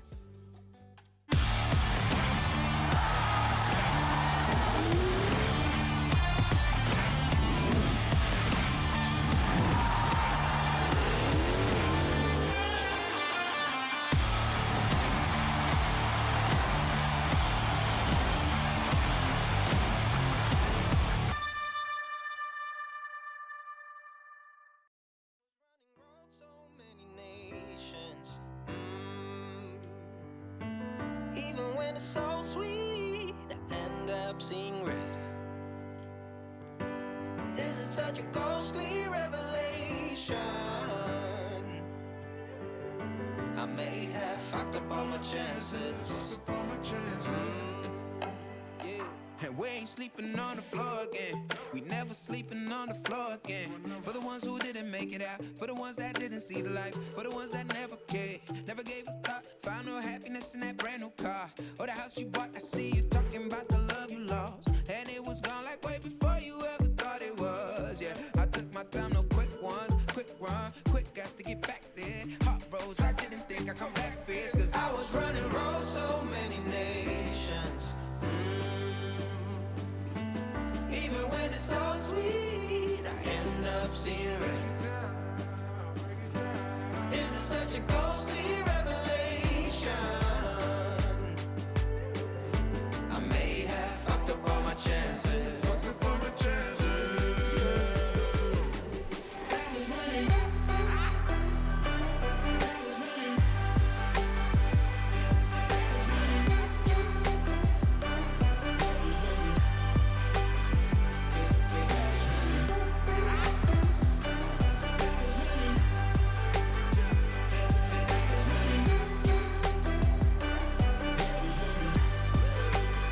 And we are never feeling cold again. And we are never feeling cold again. But I can't act like it's easy. It's hard to preach. Welcome back, everyone. We have game number 2, and we've got some old favorites this time going over to the side of the 4Zoomers. We've got Ocean on his Earth Spirit, and of course, we've got Sammy Boy on his Clinks. But it does look a little scary when you have to consider how fast Sven can farm and the way that Yuar is just very efficient. What do you think, Purge? Yeah, I like the Quincey draft a lot. It has a lot of amazing team fight between Underlord, Death Prophet, Silencer. They've got good burst damage between like Tiny, Death Prophet, Sven. So I think they have a good mix of everything that they might want to have. Tiny against Clinks is typically pretty good as well because it's a lot of burst damage. Underlord not as good, of course, but I like what the Quincey crew draft has going for it. Tidehunter could be good as well. Just a lot of good things for both teams, I would say. Enchantress obviously falls off a little bit compared to some other lineups, but as long as she gets more difficult to burst by Tiny, then I think she'll be able to succeed just fine. And she also looks like Crystal Maid in this game. I was really confused when I looked at my screenshot. She's got blonde hair for some reason. She's got hooves, though. Crystal Maiden doesn't have hooves normally. But it was like a straight on view. So I looked at the draft and I was like, I could have sworn Enchantress got picked. I'm looking at a screenshot now that I have, and it's just the cosmetics. You'll see. We'll zoom in. I'm sure I'll see. I'm sure I'll off. just be like, wow, is that Crystal Maiden? But, you know, the one thing I am a little concerned about is that we do have Quinn on the Death Prophet. He's proven himself on this hero many times, but they put a lot of pressure on him usually, especially when he's, you know, on these heroes that don't have a very good escape. Is that going to end up biting them in the butt here? It definitely can in the laning stage because Earth Spirit is such a good ganker. Enchantress can be decent as well. Throw good creep mid, and you've got kill potential. The one downside though is that Ember Spirit doesn't have like a massive amount of physical damage, or like a lot of single target damage. He's got good damage, but it usually takes like 12 seconds to get 2 slices off, that kind of thing. There she is, Crystal Maiden. She doesn't look anything like Crystal Maiden. Wait, hold up, wait. All right, now right now. How about right now? When he gets that Purge, like I'm worried straight about on your view. eyesight. All right, in the image that I have, it's very difficult to tell. I'll send it to you. I don't know about that. I think the massive horns probably throw that off. But in my screenshot, you can't see him. okay, that's all I'm gonna say. All right, sure, I'll believe you. Okay, For the sake of this cast, we're just gonna keep going forward and say that's definitely looked like Crystal Maiden at the time. But I think the other thing, you know, we've got Gunnar on his Ember Spirit. This is probably his best hero that he plays. So I think Zoomers have a lot of real good things going for them in terms of comfort picks. But sometimes those comfort picks don't end up working out because people have seen the way you've played before and can kind of get your number on these sorts of things. So very interested to see how this all goes down. That can definitely be iffy for sure. But as long as he stays at the back of fights, he should be able to like set up initiations. Crucially, it's his Sleight of Chains is really effective against mobile heroes like Tiny, Sven, Death Prophet, just because it keeps them out of position if they are out of position, and that should buy time for the rest of his lineup to do damage. And most of that damage is unfortunately going to have to come from Clinks. That's one issue with their lineup, is that outside of like Magnetize from the Earth Spirit, his ultimate, they don't have a massive amount of damage outside of the two cores. And what we've seen a lot of recently is that Ember Spirits usually have decent net worth, but not incredible net worth. And they often go like a little bit utility based, I guess. I guess a lot of the Spirit heroes kind of feel like that right now. So I'm just slightly worried that if Clinks has a bad game, that he's going to be too far behind. You definitely said that, but I definitely remember yesterday too when we were talking about Tidehunter and how much you love playing him and how you can get all these kills with this hero. So I'm surprised, you know, that you're taking this stance now. I look, he's not like a big DPS hero, and I didn't say I get all these kills with this hero. It's more like you always stand in position, being annoying, throwing some damage out. You're not a massive damage dealer, but it's like you put yourself in a position that makes it hard for your opponents to approach. And when you get Gush at level 1 like this, you are a big threat because it does 120 damage and lowers the armor by 4. And if they all go on him at the same time, he dies. And that's why Lelis is playing like this. And it's kind of shocking that they've committed this long to it, but giving complete free farm to Tide at this point is not terrible either, because he maybe would be able to beat Underlord in terms of last hits. But it's also going to make Clinks' life really suck. Clinks currently at 1 last hit. He does pick up level 2. That's pretty nice to start the lane off, though. And they finally are going to give up and teleport to the safe lane here. Well, that's been a very comfortable lane for the Tidehunter, like you said. Monkeys is very, very happy with the start, but Sammy Boy's struggling now because of this and still has a tri-lane against him. MSS was looking for that toss. A lot of harass being placed on SVG. Pretty squishy. He's going to have to ferry himself out some more regen. It was a decent trade, honestly. Getting that much damage on SVG is excellent. But what they have to worry about is being tossed back into Sven. So if they play a little bit careful, it's because they don't necessarily know when the Tiny is going to come out. Feels like such a strong lane with the Enchantress. Even though they do have that aggression coming out against them. Gotta say, I'm a little sad they changed Clinks back. I saw Crit's tweet about it, and I definitely empathized a little bit. I haven't played it nearly as much as him, but it does feel like the hero's a little bit boring again in terms of how the skills work. Maybe easier to balance, perhaps, but I was definitely enjoying the way he works. Sven got 15 last hits. This is to offset the fact that Tide is doing well, Underlord's only got 4, but considering that they want Clinks to have a good game, I'm a little hesitant about this, because Clinks is not a very good jungling hero. That's one of the biggest weaknesses of the hero, is that if you actually lose the laning stage, it's very possible with your really low base HP and low movement speed. Once that happens, you can have a really bad time, because you can't just shift to the jungle easily. Ooh, the slow. We'll throw out the Stormhammer, though. The toss up. This is not looking good for Sammy Boy. He's got the Fairy Fire. They need one more hit, and Yawar is going to be able to claim First Blood. Just so easy to get killed. Your raw HP is just so low against 3 heroes like this. What a tough one. So, I mean, their goal is basically like, all right, well, we'll just do 2v2 lane, 2-on-2 lanes. Okay, we'll zone the Underlord, and that'll be fine. Maybe they think Underlord is the key, the guy holding their heroes together, but like Sammy Boy can't take too many deaths here before things start looking really bad. MSS coming. Oh, the courier too. Oh no. Has been killed. That's actually massive for him to lose that. Yep, he put that ward over by the large camp, and that's how he knew the courier was coming. And they committed 2 sentries actually to try to find these, but weren't able to find either observer ward here. 3rd one now for Husky. Wow, 3 sentries now committed. Can't find any of the observer wards. That feels really, really bad if you're Husky here, but it's disappointing a little bit, right? Because normally the reason that you want to pick Quinn is gonna be able to grab up this rune. It's light though. Spirit Siphon, hold him into place. Has the Fairy Fire. I like how Quinn played that. He made it look like he's about to grab it, then he jukes back, then he goes for it again. He ends up grabbing the DD and getting a bottle refill, which is massive to this lane. If Gunner's able to grab that DD away from Quinn, then they're both going to be a little bit at odds with each other, but neither is going to have still a laning advantage for a bit. But now that he stole that and refilled his bottle now, Gunner has to run all the way back to heal. So a little tough for him. He's already a level behind Quinn, and Quinn's now got 24 last hits and 14 denies versus the 12 and 0 of Gunner. Gunner is definitely losing the mid lane. The usual plan that we see out of Zoomers is, trying to place pressure over onto that mid lane, and then trying to one up the others. Although, all right, we do get a rotation here from Gunner down to the bottom lane, slides through. Stormhammer comes out, though. It looks like Huskies will get cut down. MSS, though, first to fall. You are now forced to run away. SVG, he's a little bit slow here. I'm not sure if they go for a hard committal on this Gunner. Going a little bit further, though. Throws out the steering chains, lights, and gets the kill on Silencer. So Gunner not having the greatest lane in the mid, but, definitely finding these opportunities for himself to pick up some kills. This is one of the best things you can do when you're getting stomped, though, is you just go to a side lane and gank. And against a tri-lane, Ember is perfect there. You got Searing Chains on 2 people, Sleight of Fist on 2 people.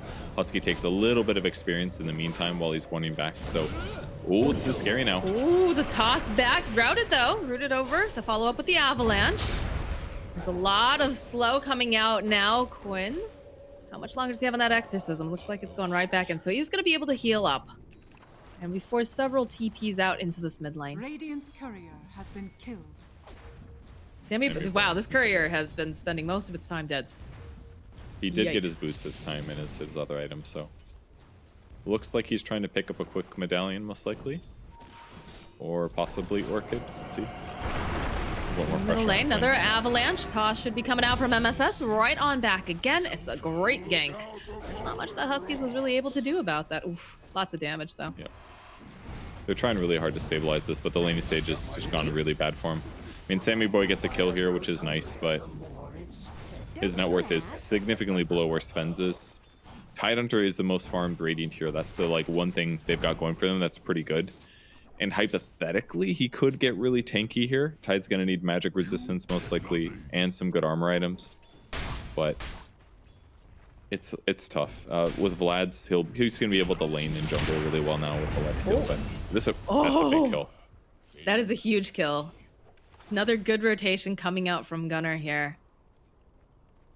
This is such a weird game because it feels like, during the actual laning itself has been very, very difficult for the side of 4Zoomers, but these ganks that they've been performing, we've had some that have gone the way towards Quincey, but for the most part, Gunner just being very active. And I like this. I like this sort of play style, but do you have a smoke really coming out here?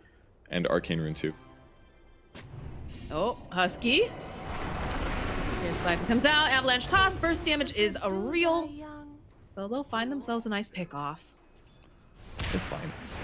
They'll probably go for Exorcism and push on the tower now. See if Tide can stay alive here. Oh yeah.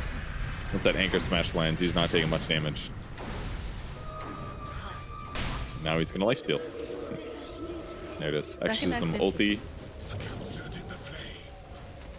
Well, it's taking a lot of these tower shots, actually. Quinn's got to be careful. He's got the Spirit Siphon, though. The creep army has arrived from Husky. But I think it's mostly just to shove them off the tower. I'm not sure if they want to go for a full engagement here. Lelis is also here. They're putting so much pressure on this mid tower. Make sure that they can start shoring up the side towards the Roche pit, as Death Prophet does like to take that fairly early on. They're just going to try to zone out Tide a little bit for a moment, and Tide's going to stop farming briefly. She'll probably just end up playing mid again. Quinn's doing fine here. He just got a little bit pressured and zoned. That's all.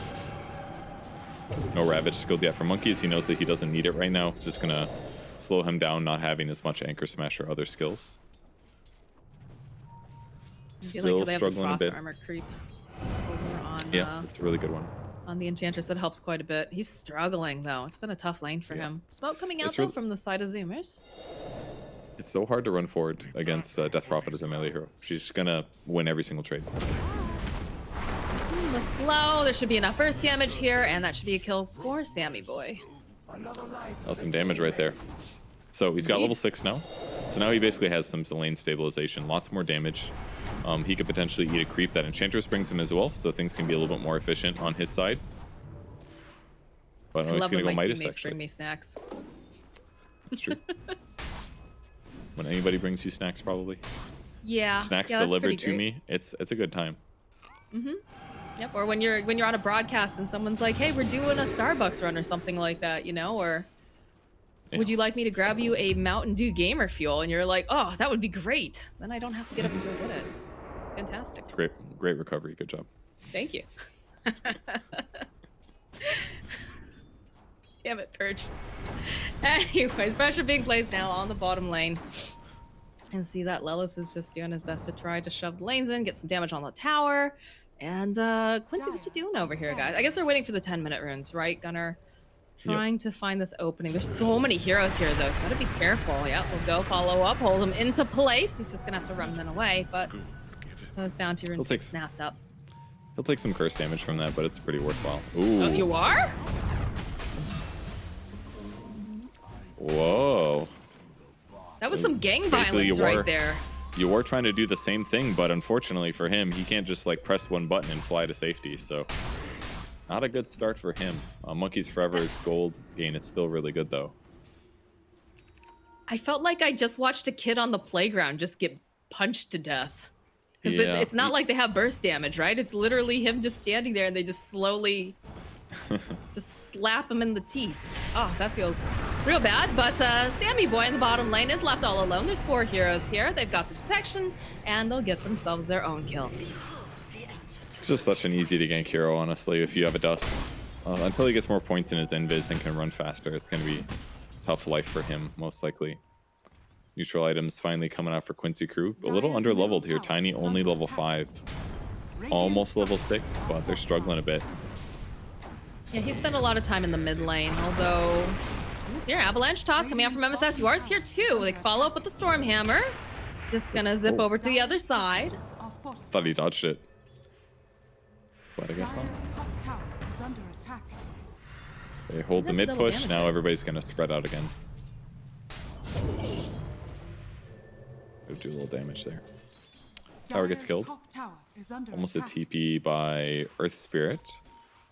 Now they're Need to be really going to spread out. What's Sammy that way of sentry item ward choice? down there. On the Clinks. Did he get a Midas yet? On Clinks? Please click on Clinks. Please. Oh, not. There he He's is. still No, not really quite. struggling. He's close though. Getting His close. net worth is not terrible on the charts though, so this could be worse for sure. Having Royal Jelly helps a lot too, because that hero has a lot of mana needs in the early part of the game. Dire's middle tower is under attack. I would like to see him maybe rotate around with his team a little bit. Like you said, he's not great at farming. So if they can find pickoffs, I guess, yeah, he'd have to pair up with the Earth Spirit for sure. But Yeah. Like, the ideal lifestyle for Clinks is to sit in a creep wave getting lots of last hits. When the wave is pushed out, you go clear a neutral camp, eat the big creep, and you go invis and go look for a gank. But he doesn't want to sit around not farming all the time. He needs to be semi-active at least, or he's going to have a bad time. Right. Comes a little pressure top. MSS. MSS. Sly comes out. Yours here though. Again, throws out the Stormhammer. He dodges it though. Gunner God, but there's a lot of damage here, and this silence makes him feel very, very sad. Global silence gets used just to make sure they get that kill. It looked like he had it. It was just like a moment later. It's like, okay, he's going to get this. He's going to jump out. It's going to be fine. And right when that silence bar hit the 0, he got hit with global. Rough one. He really thought he had that tiny kill, but they used global. Sammy Boy immediately spotted out here in the mid lane with the sentry ward. Be careful, they have the tiny there. They could go and try to toss him back, but they'll put some pressure on the mid tower instead. MSS getting in position. The roll forward coming out from Ocean with a kick back over here onto Sammy Boy. Tossed up in the air. SPG's already dead though. Gunner joining in the rest of the fight. Gets some nice chains over on the back lines. They do have the exorcism, but Oh, he gets healed by is he Husky. dead? Keeps him Is he alive. purged? Because he's looking pretty lively to me right now. Like again with the chains, and they'll just There's a lot of poke at curse them and damage. walk away. But keeps him alive. 3 points in the heal. I actually kind of like that Husky just skipped his ulti. I don't. It doesn't really do that much this game. Like, it doesn't save him in the slightest against Tiny. It doesn't really help him against Death Prophet. The only person it really helps him against is Sven, and Sven's gonna have so much attack speed it doesn't matter. So why not get more points in his heal and keep his allies alive? Definitely saved Ursprit's life just there. Still a very close game though. 1K net worth going over to the side of Zoomers. Got a smoke up and running. I think one impressive, we'll wait till this gank happens, but Tiny probably dead here. Oh, they Probably, though they don't quite roll on him, but they hold him in place. It's a good avalanche. Buys a little bit of time, but not much else he can do in that situation. But one thing that's kind of nice about Monkeys Forever as a player generally is that once he gets on top in terms of net worth, he tends to stay up there. He farms really quickly, which is impressive. They're going to block Ancients, actually, somewhere Sven would love to get kills and stacks on. And Gunnar just going to try to basically zone the whole enemy team. Playing a little Thompson-esque here. Even though he has low net worth, he's trying to prevent his opponents from getting the time and space to do whatever they want. Makes them spend time on him, and yet since his net worth isn't super high, it's not that big of a deal. I'm still worried that they're going to have net worth problems overall, but considering how under-farmed the supports are on the Quincey crew side, that's why they're able to keep parity and an advantage, basically. Like, I don't know how, but Husky's net worth is, like, massively higher than the other two guys. I mean, Huskies has been doing creep a killing, I fantastic guess. job in all these games.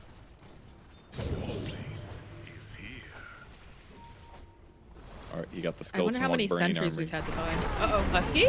Avalanche toss already starts off, but not the right target. So he'll turn around to get a cheeky stomp off over here on the Death Prophet. There's a lot of people backing them up, although Monkeys shows up, goes and digs himself a little hole there with the shovel.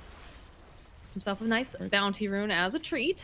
And I don't know if they really want to fight into this. It's pretty scary considering that they do have the Ravage. So Lelis making his way over.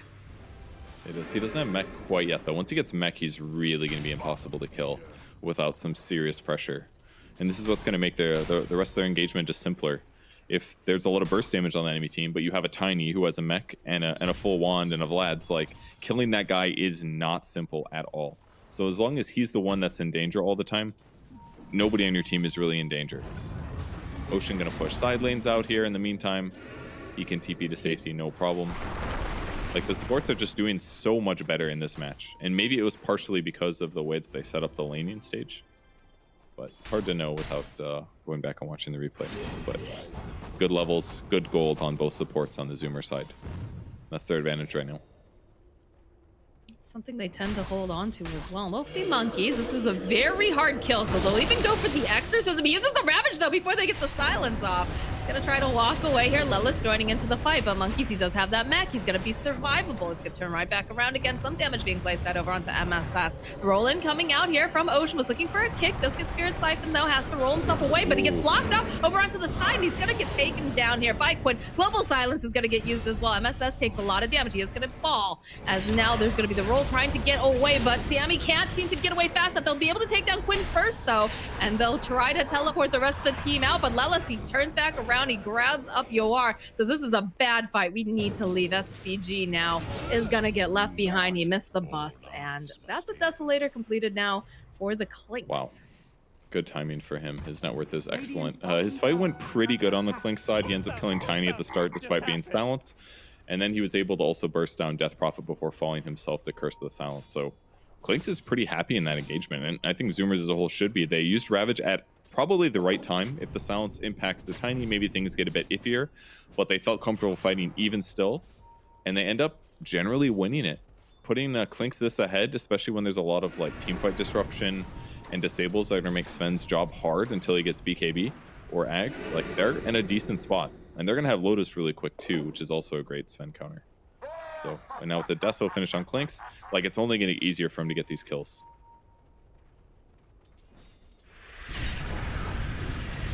Mid lane, Ember Spirit held into place. In comes Ocean, though. He's thinking he might be able to try to save him, but there's just too many here. There's all 5. The drums are gonna get popped. Ocean, Yule's up here, waiting patiently. Monkeys is here, throws out that Gush, Stormhammer. It's just at this point, everyone is just trying. Oh, MSS, though, gets taken down by Sammy Boy. There's so much damage coming out from the slings right now. As SPG forced to run away, Ywar, too, they're slowed down. Are they gonna be able to get him out in time? Ywar, he's not looking very healthy. They've slowed him so much. It's a double kill now for Sammy Boy. They want some more. They want to try to get SVG, but they will get slowed down, and Sammy Boy says, all right, let's go into the pit.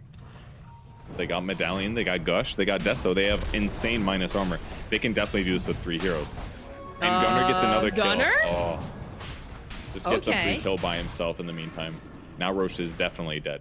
And it's amazing to me so far that Zoomers have been able to fight in like disadvantageous positions. Gunnar was dead, and they were like, oh yeah, we can fight this. They almost 3-shot Tiny. They make Sven look squishy. And having like Clinks against Sven, you could argue is a bit of a counter. Sven has Warcry. It's a lot of armor advantage, but when Warcry runs out, Sven's going to be really low in armor, and it's going to be a while until he's able to pick up an AC. So this is a good time to push their advantage. Death Prophet doing the same thing. She's struggling to get a plate on here. Silence going on and over off to the side, though. Everybody's quiet. There's going to be the global thrown out, too. It's really nicely done by SPG. But the Ravage comes out. They're able to keep Gunnar alive just a little bit longer. They're going to go kiting right back in again. He does eventually fall. It's going to be the buyback, though. He zips right back into the Remnant. They want to take this fight. The toss up into the air, and they're gonna try to run away here with the Clinks, but he's taking way too much, and they just don't have a solution over here as Gunnar gets stunned up on the back lines. They're just splitting up this fight, though, back and forth. They're waiting for Sammy Boy to come back up again, but they go in with the roll. Can they get the kill? Not gonna be able to quite do it fast enough, as this is looking so bad for the Zoomers now. Gunnar, he just fought back. He tries to get enough damage over onto Ywar. They need just a little bit more. The spike doesn't quite do it, and it's a dieback. Oh my god, somebody was trying kill to him. fight off. Oh, they finally managed to kill him. Husky, can they get the final hit on Lelis, though? He's stealing. I just keep you. Oh, nope. You're not going anywhere. Husky gets tossed up into the air, and these sprites are doing a lot. They can't quite hit him. He's living. Oh my god. But isn't Zeus really ulti. living as you just slowly but surely crawl away. They need more burst damage. They don't have the right click. Don't be mad. Oh my god, everybody was so low for so long, and the disables from the Quincey Crew side are just the worst for Gunnar. Pit of Malice into Atos, into a second Pit of Malice. At this point, Last Word is proc or Global Silence comes out. Holy crap. Did Gunnar need to rush Yules, is what it felt like this game. Obviously, Spirit Vessel is incredibly good against heroes like Death Prophet, and is certainly going to give them better chances of getting kills, and probably is better overall than having the defensive capabilities, but he's going to be so happy when he gets a Yules, because it is all these really weak, kind of soft disables, or even a Force Staff, honestly. Force himself out of Pit of Malice is the primary issue, because it's just so much disable. Definitely needs some sort of defensive item. It looks like the BKB is going to be the one that he queues up, though. So, solves like everything. you said, just these little tiny problems that he needs to watch out for. Smoke going to get used, though, over in the mid lane. So Quincey on the hunt.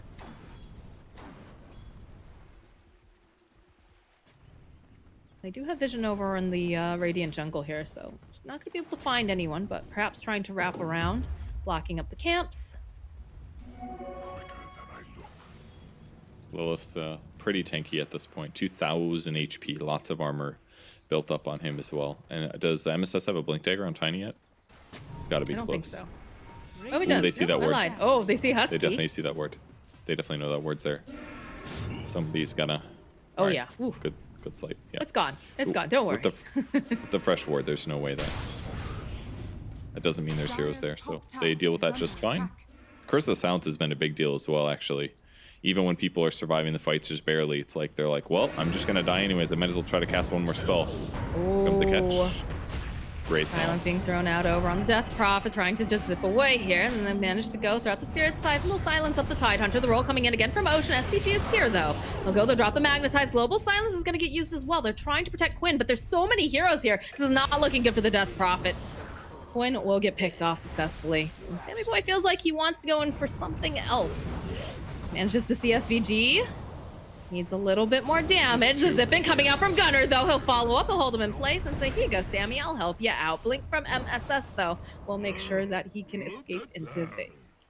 And here's probably the best change to Clinks, actually, was that the lower Skeleton Walk cooldown talent. With that in the game, it's so much easier to run in and out of fights or to chase like he did just there, where it's a 7-second cooldown.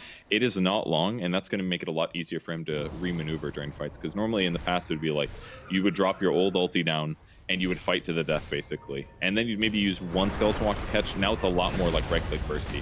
Ocean coming in with the save. They just take down MSS. He evaporates, and they pop the God Strength for this purge. Like now trying to just get the final kill. They do manage to take down Ocean, but I think you're very okay with that. You managed to save your Clinks. He gets a kill, and you get the God Strength out, and all they get is a measly support. And he's back to farming again. Doing a great job so far. It's incredible how much damage he's doing actually with the ulti active being there. It's like you can't even tell the Tiny has armor. So you're like, oh, surely he hasn't skilled his ultimate yet. But this is what's kind of busted about it, is that these creeps are getting extra HP from Enchantress controlling them. And this is one way to make Enchantress a stronger hero. I don't remember, can you hover over Enchant actually? I don't remember the exact value on HP. Okay, maybe not. Oh, it says 1200 health bonus? Oh, that's max. Does that mean a low? I think that means a low HP creep goes to 1200. So it's not actually that much more HP, actually, if that's what it means. That would have been a really cool. Oh no, it just adds 1200 HP. It just literally gives him 1200 HP. That creep has way too much. Yeah. Holy. All right. Hold that insane. thought. The BKB comes out from Sammy Boys. They just burst down MSS. He is a non-factor, and they're looking to grab someone else, but.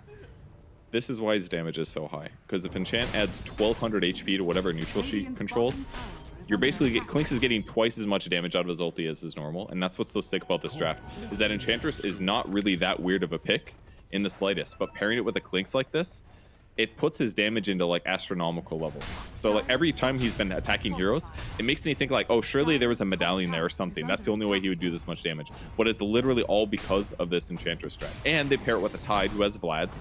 Look at that. He's got 4,000 freaking HP. That's insane. It's insane. Such a cool interaction.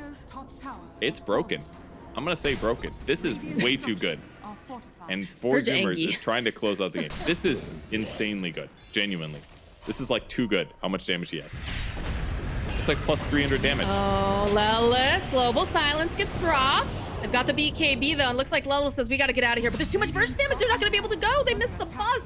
Rather, the bus breaks down and there's no one there. They'll roll forward, they kick back again over onto SVG. He's looking like a real easy pick off. As now MSS, that's Spirits. Oh my God, Tide Hunter.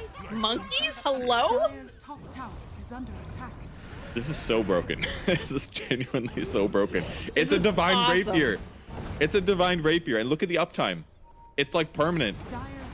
His ulti's back up, and he's got 4,000. How do you fight into this?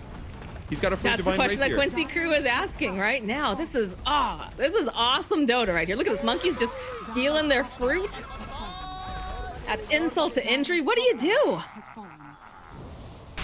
God, this is one of the things I really love about watching 4Zoomers is they are just so creative with what they do for their drafts.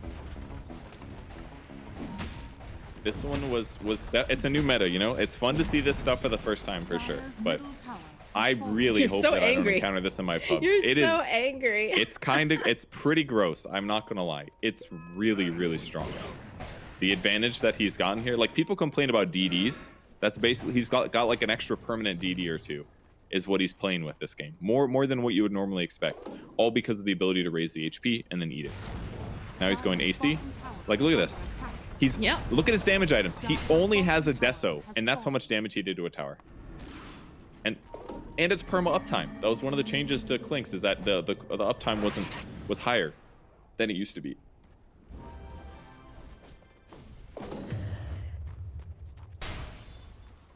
A Mindbreaker too. Yeah, it's permanent. 60 seconds at level 3 and a duration of 65. So this is what they just keep doing. I love it. I love how creative it is. I know you're very upset about this, but no, it's fun. It's very fun, but very rude. You just don't want to play against it. I understand that. MS, that's the toss up. He's terrified, but look how tanky this Clinks is. It doesn't matter. Oh, SVG. Oh no. Just minding his own business, and they just rolled on in. Ocean finding Leslie. They just hold him in place. Dammy boy is just broken. Slay. Broken. This is so broken. Okay. It's so broken. Good for them. They deserve this win, absolutely. And it's quite possible they're saving it for the playoff bracket where every match is really important. But this shit is broken, in my opinion. Like, they're, Tell us look, how you it's, really feel, it's very Perch. cool, but I don't say broken often, but this looks broken. This is straight up anti-fun. I want to know who discovered this, who realized that this was a thing. Like, add that to the list of questions if 4Zoomers win, because this takes a lot of creative thought. Double damage too. Oh my god, look at this damage. It's only 100 extra chonk, damage. chonk. His ulti gives like 4 times that. So Dire structures are fortified. How do you get in there? All right, the toss of the Sven into the air. Oh my god. All right, that was a 2-hit over on the silencer. Avalanche, you are running away. These buildings just don't stand a chance. all right, Moxie, you're not going to believe this, but at 25, one of his new talents is plus 50% Death Pact health damage. Oh my god. Yes.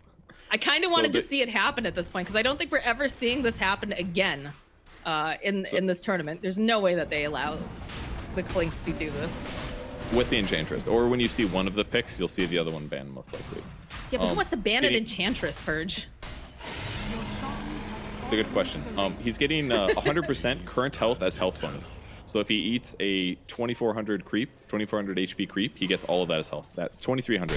So whenever he eats one of these creeps, he gets 2300 HP. It's a 1000 extra HP more than normal, and he gets 14% of their current health as attack damage bonus. So if we do the math really quick, let me whip out the old calculator on broadcast. Times Perfect. 0.14. Classic. Yeah, he's getting, get this, 322 damage when he eats a 2300 HP creep. It is literally a divine rapier.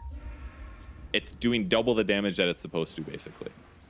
And that's why it's broken. And it's perm up time. This is broken.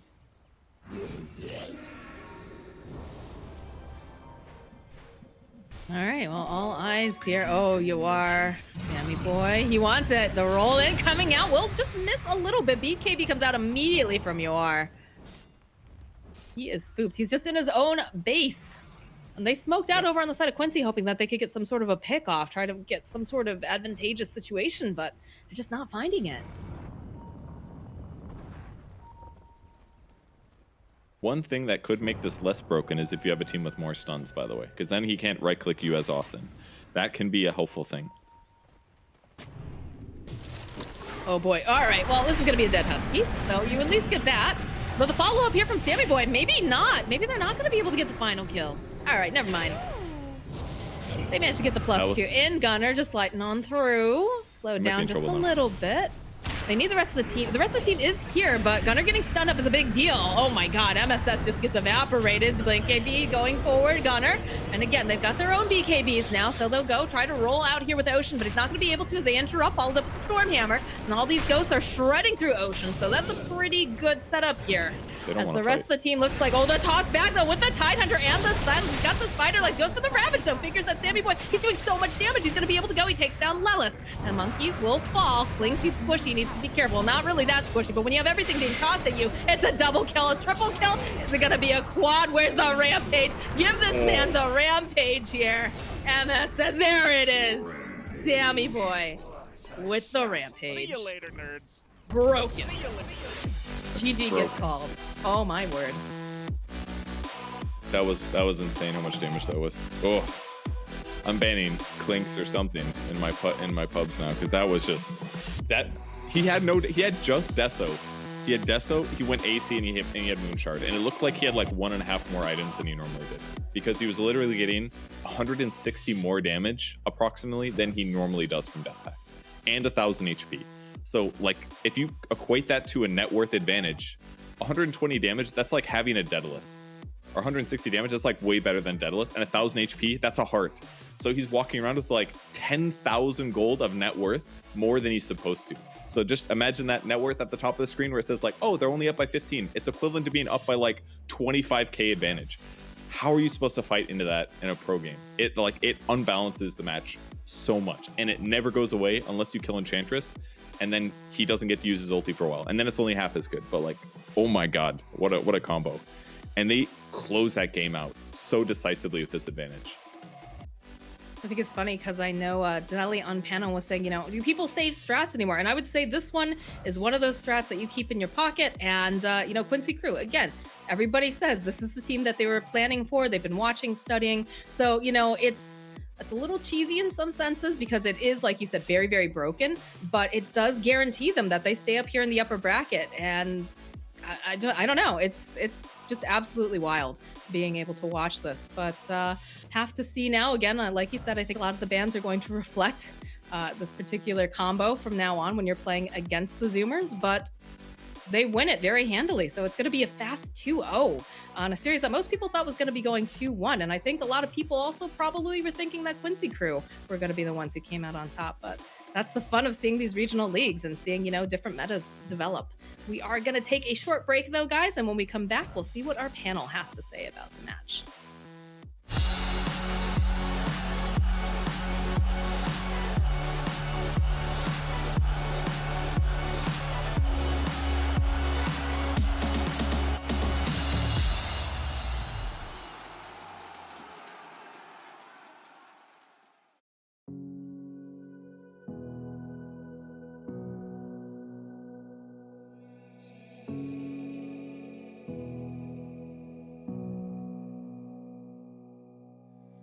Sitting on a bench, waiting for the time to pass, dreaming of what happens next. I see what I wanna be, questioning my destiny, only knowing what I see. I don't even realize I've already made a path, and I can change it anytime. I can't take it back. I know what I want, but it seems so damn far away. I know I sound crazy to the ones who said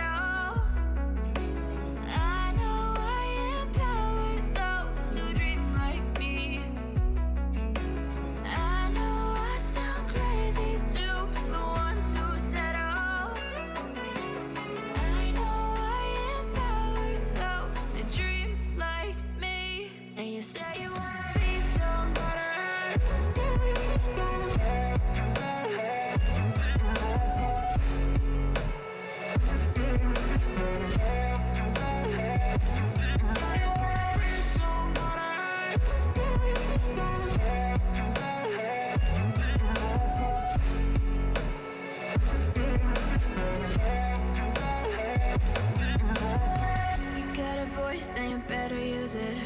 Tell yourself day after day it's time to prove it. No days off, keep the hustle moving. Wanna see you be what you wanted to be, prove it. I know I sound crazy to the ones who said I know I empower those who dream like me. I know I sound crazy to the ones who said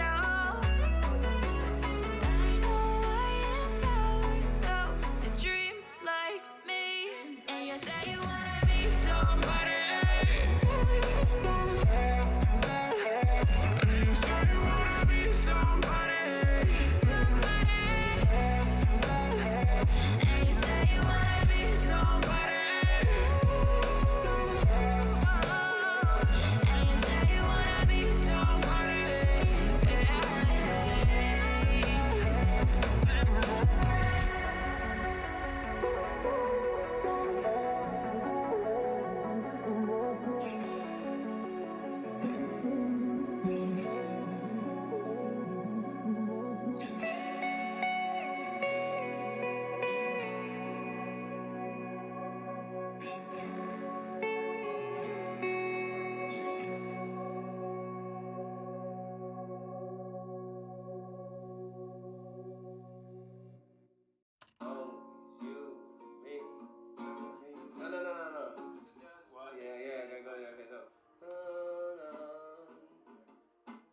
Up, up, up, 1,000 miles of luck. Don't look down, we made it. Feet far off the pavement, and we go up, up, up. 1,000 miles of luck.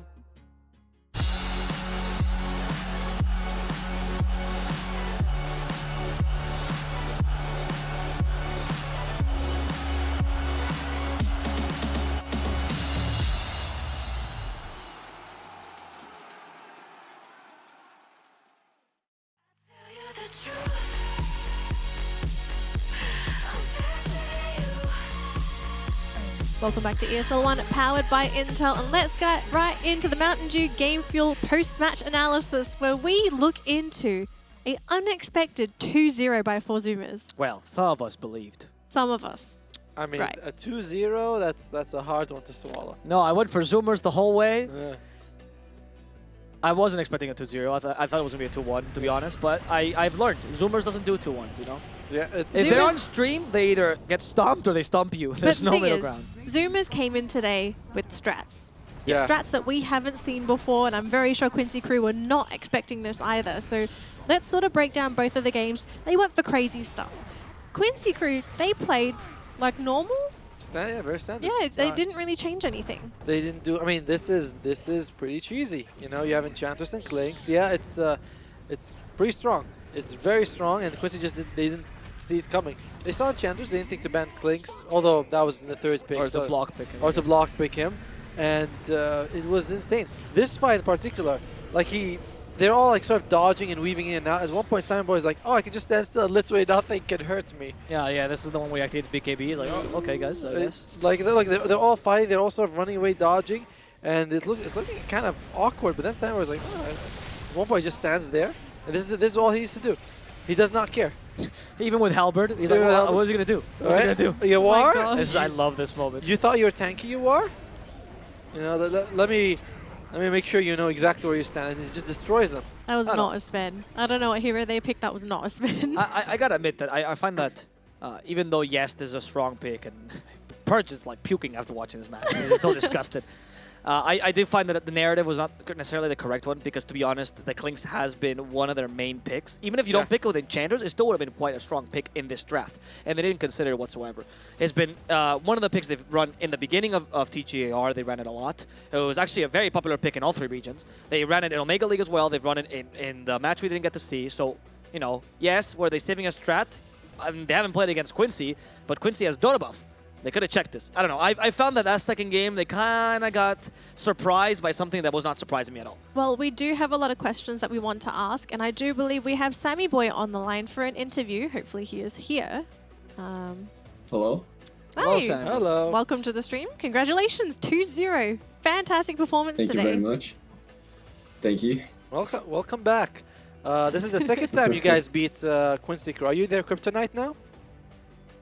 I don't know about that. I think we just came more prepared than they did, and like draft-wise at least, I thought we had really good drafts. And you know, at the end of every draft, we were kind of like, okay, like this game looks simple for us. So it was, I think, just good drafts. Why the 2-0s or the 0-2s? What is up with Zoomers? Are you guys really pressed for time when you play your games? Because there's just never a third Sometimes game. we are. Monkeys Forever, every time we have a match, Monkeys Forever is like, we need a 2-0 so that I can go to soccer or whatever, soccer league. So every match, it's always like, okay, we got to end fast, guys. Like, we need a 2-0 so we can go to soccer. So, yeah, part of it, yes. Oh, wow. Unironically. And probably he'll be like, soccer, there's a $5 tournament going on. I need the money. In game one, you guys let Yawar have the Faceless Void, which we see a lot of teams either ban or fail to be able to beat. How do you guys just counter him? I think the thing with Faceless Void is either getting to the point where you have enough tankiness to not just die in a chrono. And, you know, after we got Terrorblade in the first phase, we were kind of comfortable playing Terrorblade versus Void. Like, it's a matchup that I've played a lot. And, you know, it's just one of those matchups where if they don't burst you in the chrono, you're going to get Thunder off, you're going to get Satanic off, you're going to be able to, like, bounce back with HP. So, I think a lot of, like, the reason we did well versus Void was just we got too tanky and they just didn't have enough damage. I actually want to ask a follow-up question from that game, which this comes from one of the commentators, Moxie. Shout out. She was actually very fascinated by your build in the Terrorblade, where you actually met at last. You got 2 points, and then you went for Reflection, Conjure Image. What was the thought process behind that? The Reflection's like a counter to Venomancer in lane because it steals the Poison Sting. So part of it was that we saw the Veno, and Terrorblade's really good versus Veno, and you can skill Reflection, press Q on him all the time. And, you know, it just happens that, like, you put 2 points in Q for the lane, and then you just don't have enough points to put in meta because you always want to put points in illusions to jungle and stuff. That's really cool. Okay. Game 3. Would you game get 2? Oh, sorry, no, game 2. Sorry, I was like thinking the last man. You know what you're talking. Sorry, I forgot Monkey Forever was on your team. Game 2 with the Clinks and Enchanters combo. Would you say, in all honesty, that combo might be a little too strong, needs to be nerfed, or do you think it's perfectly balanced because you want? No, I definitely think it's strong. I think it's possible to deal with it because Clinks and Ench both happen to suffer versus like the same types of heroes. So on one hand, if your draft is good against Clinks and Ench, you shouldn't struggle with it at all. But on the other hand, in drafts where you don't have much to deal with the Clinks, you don't have much to deal with the Ench, like you don't have a Naga Siren, you don't have some illusion carry, whatever it may be, I think it can be really difficult to deal with and probably should be toned down a bit. How was when you actually were picking the Ench Klings combo? I mean, the draft was actually quite good for that combo this time. Was it a happy moment? Were you laughing genuinely when you were like, oh, we can get away with this time? I mean, we kind of prepped for it. We knew what was coming. We had ideas to like how we could get it, and so we kind of knew we were going to get it. Okay. Do you think that Quincey crew had a decent draft to deal with the Clinks Enchantress, or do you think that their drafters couldn't deal with it and you guys had basically won? I mean, I think their draft can definitely deal with it. It's just execution, you know. And I think we were just a little too fast. I think we hit our timings too quickly, and you know, if they had been able to maybe stall out the game, maybe smoke gank me one or two more times before I got my Midas before I got 12, I think the game could have been a lot easier for them. But it's all execution, you know. I think if we play that game back 10 times, we might lose 5 of those games, you know. So.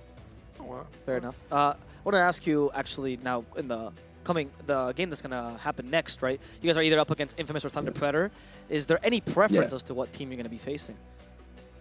I want revenge on Infamous. Hopefully Infamous. Okay, that's a good narrative. Yeah, that's nice. I really like. I know this is gonna be outside of Dota, but I really like the drawing you have behind you of the tiger. Is there a story behind it? There's no story behind that. That one's just something that my mother gave me. It's a gift. So. Oh, but it is nice. Is it because she sees you as a tiger in some way? I don't know about that. Maybe. Since we're moving off Dota, can I ask, are you a Funhouse fan? I can see the shirt. Oh yeah, you see the Funhouse shirt? Yeah, yeah, I am a Funhouse fan. Yeah. Okay. I'm repping the shirt. That's nice. Now we're trying to analyze everything in your room to figure out your personality. You know? Yeah, I know. We're like, that mustache, the beard, how long has it been growing? Well, thank you so much for this interview. It was really insightful. Congratulations again on your victory. And we'll see you hopefully next time you guys win. Thank you very much. Thank you. So that'll be a pretty interesting story moving on, because the next matchup we're going to be seeing is Infamous versus Thunder Predator. If Infamous win that, then they're going to be getting that revenge match. Yeah. And we'll see if it's Infamous or if it's 4Zoomers favored. You know, I'm excited. When she said that was an interesting story, I was thinking back to the tiger. I was like, wow, yeah, it's from his mom. That's fascinating. So nice. If I had a picture of a tiger in my room, it would be for her to remind me that she is my tiger mother, because she is very strict. I'm very glad she doesn't send me any gifts with tigers on it, because I'll get PTSD. I thought that was going to go much cuter, but that was quite dark. No, it's not fun having Asian parents. They're a bit much sometimes. Okay, well, I'm glad he's a Funhouse fan. This is how I'm going to collect karma. If they win tournament, I'm literally going to post Funhouse fan wins Dota Esports Championship. And that's my subreddit. That's done. I did like that he admitted that the combo is a little bit strong, though. He said it needs to be toned down at least a little bit because it is very strong. But I think he was right, though. I gotta admit that I think he was right that there are weaknesses to the combo, because here's the thing. I have to make this point on panel or I explode. It can't be that a combo is super strong, right? It gets seen in every region, EU, SEA, China, everyone played in the beginning of the meta, right? And then with a simple nerf to Clinks, people started dropping it off. If the combo is the strongest thing in the world, it should be like Morph Earthshaker, where you either ban them or it was impossible, right? You actually could not deal with that disgusting thing. I think that maybe it's something with the Clinks combos that there should be perhaps a limit to how much you can get. For example, you can't get, level 1, you can't get more than 500 HP. You know? So Sure. 500, 1,000, 1500. Or just nerf the stupid Enchantress health. Or, I mean, the thing is, the Enchantress creep health feels like it's completely irrelevant in all other situations. The one thing it really affects is the Clinks ulti. Well, maybe that's the reason why Enchantress isn't getting any more changes. It's like Ice Frog saying, ha, this is the only way you can play Enchantress now. It has to be with the Clinks. I mean, that's the Ice Frog way, right? It's like, oh, so you're complaining about Clinks and Enchantress, right? Let me nerf Brewmaster. You're like, what are you doing? Why? Or he'll be like, All Enchantress, -5 movement speed. Yeah. Got him. Got him. Wait until he hits it with a -1 armor. And Oh, then, yeah. GG. It's unplayable. Wow. All right, so let's take a look at the results for today's matches for anyone that is just tuning into the broadcast. Unfortunately, we don't have any more Dota for you. So if you're wondering what happened today, we had our first playoff match, and it was a 2-0 win in favor of 4Zoomers Quincey crew. Now in the lower bracket. Now, if you're looking at this and thinking, what is this? Double elimination format. Both teams will have, or at least everyone is given a chance to win at least, lose at least once. If you lose twice, you're out. So Quincey crew have got one more chance. If they lose, that's it. That would have been so much useful at the last couple of days of the group stage to have that, because then we could have, like, we were always talking, we have this graph, and if only we could draw it right here at hieroglyphics. If only you had your whiteboard. If only. I think that was on you, because you did keep talking about it, and like you never produced it yourself. I assumed that was hinting that they would produce it for me. You were talking about it so much. So Yeah. I thought Otomo was like one day going to come onto the broadcast. Well, according to my calculations. I agree. I mean, we are casting the American region, so you need to pull yourself up from your bootstraps. Of Stop course, asking for these right? handouts. You know, you should just work all Just the time. work harder, please. Thank you very much. Ignore your child, your unborn child. All right, so for tomorrow's matchup, of course, we only have one best of 3 every day leading up to the grand final. It's going to be our South American special of Infamous versus Thunder Predator. Now, of course, winner will play against 4Zoomers. Loser will have to play against Quincey crew, which both teams looking really strong so far. I think I like Infamous just a little bit more. They did come out better in the group stage. They were 5-2. Thunder Predator squeaked by because of a tiebreaker rule, I would say. But I mean, that's the fact. Well, no, they also got the win against Zoomers. Yeah, they did get the win against Zoomer. So it's going to be interesting. I'm looking forward to seeing the Faker Nature's Prophet, Leo style in the mid, Matthew and Michael, right? I always forget that these two are Matthew and Michael. The position 4s are always interesting. The Minos throw that really gets his blood pressure going. Those are always fun. I watch him when Thunder Predator plays. I don't even watch the. I just you don't watch the game. Well, because the screen's cracked, so you can't watch it I watch his anymore. expressions, and when he's like, I'm like, yes, Minos is on the screen. He's doing the thing. I will keep supporting Thunder. I don't know why. He's right. My blood pressure, my heart, is not. It doesn't help it. But I think Thunder might be able to do it. I think when their back is against the wall is when they play best for some dumb reason. They will lose the group stages and then they'll go, oh, now we gotta win, and then they do it. They did take the Infamous down 2-0 in Omega League anyway. Right? Exactly. Yeah, so it can definitely be done. But that was a bit of a meme play by Infamous. Like, everyone was talking about how they did not play their game, right? I think it's going to be a great matchup. And the best part is, unlike in the matchup with East Coast, there's no way I'm crying there. No matter who wins, it's going to be a happy day. They both deserve it. SA gets a pass, and the loser still gets a chance, right? Yeah. All right, gentlemen, unfortunately, we do need to close the broadcast down for today. But before then, of course, make sure to get your MVP votes in, because we don't have many days left for the tournament. That's a very sad moment for us. But of course, it does mean we are going to get some fantastic matches. And of course, the top 3 players currently for the MVP vote, it is exactly the same so far. No changes as of yet, but we might see one during the playoffs. I think there's a chance someone's going to squeak in. I think, yeah, maybe Lilith or Memes might go down because, I mean, they just lost. Didn't look so good. But I think a lot of people also voted. No, that's what people vote on. Right? Yeah. Like, they watch, like, bad game, down vote. But I don't think it works like that. You just get one vote and that's it. Yeah, that's the thing. You can't take your vote back.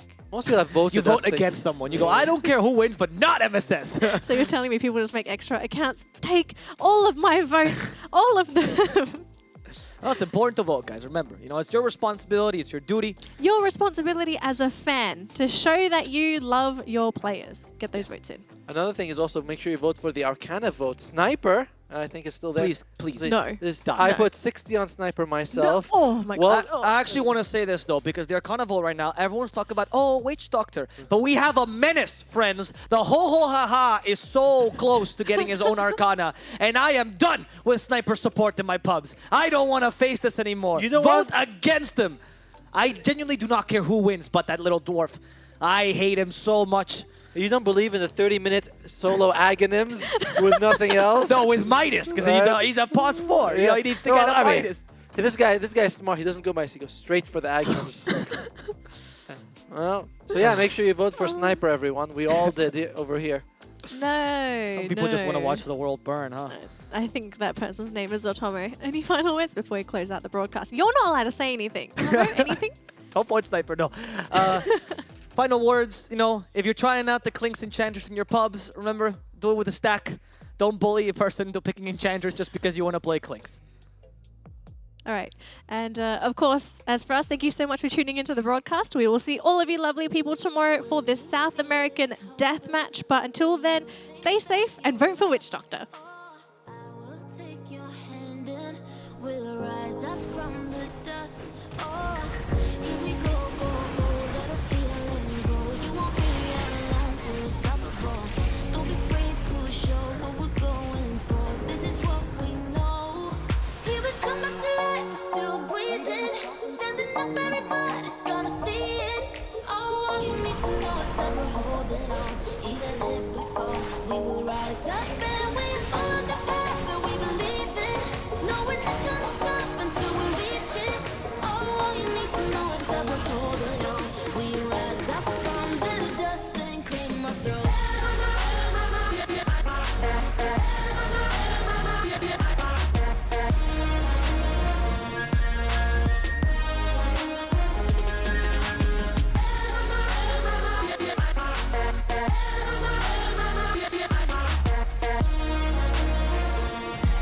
We rise up from the dust and claim our throne. We all have our reasons why we are on this track. Oh, we all have our burdens, yeah, but we just keep on fighting and we never look back. Here we go, go, go, let us hear and grow. You won't be alone, we're unstoppable. Don't be afraid to show what we're going for. This is what we know. Here we come back to life, we're still breathing. Standing up, everybody's gonna see it. Oh, all you need to know is that we're holding on. Even if we fall, we will rise up and we follow the path that we believe in. No, we're not gonna stop until we reach it. Oh, all you need to know is that we're holding on. We rise up from the dust and claim our throne.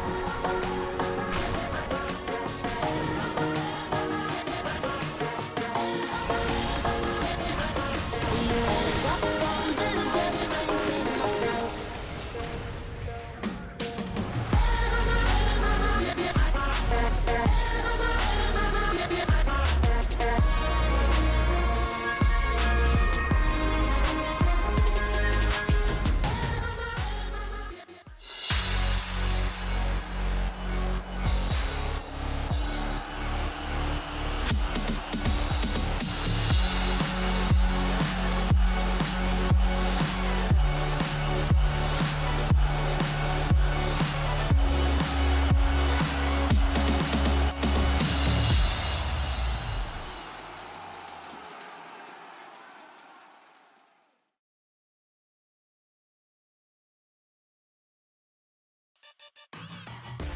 Intel Gamer Days is on now.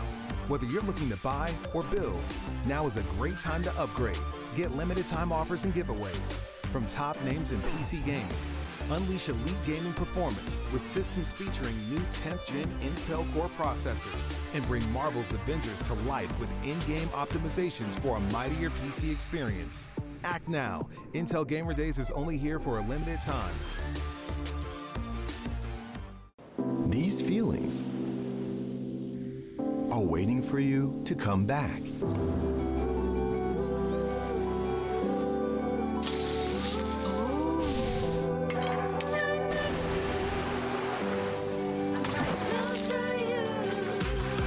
Amazing feelings are waiting for you to explore again once the world is ready. Until we meet again. Amazing Thailand. My name is Jordan Gilbert, aka Nothing. Hi, my name is Sue Lee. My handle is Smix. I think it's important for these initiatives to happen. Empathy really, really goes a long way, and it always means so much to us, and I think that's where initiatives like this really help. I encourage everyone in the community, anytime they see bullying, anytime they see someone getting called names, I encourage you to step up and say something. Good luck, have fun. Good luck, have fun.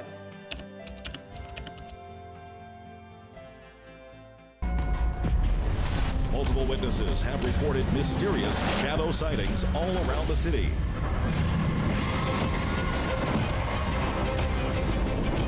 According to experts, the origin of these shadows is still unclear.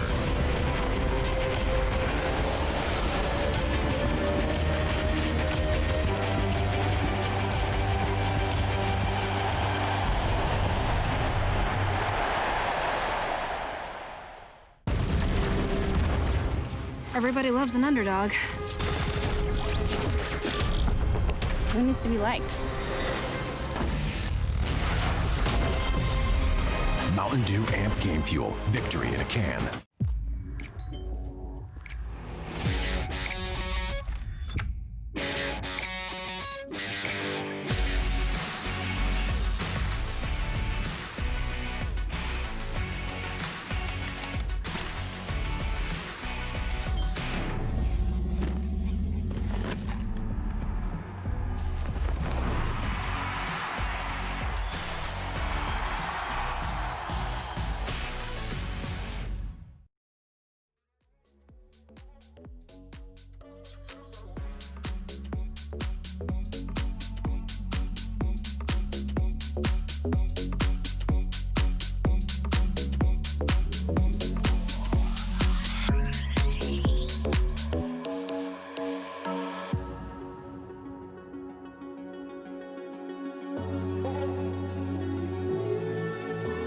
Cheers.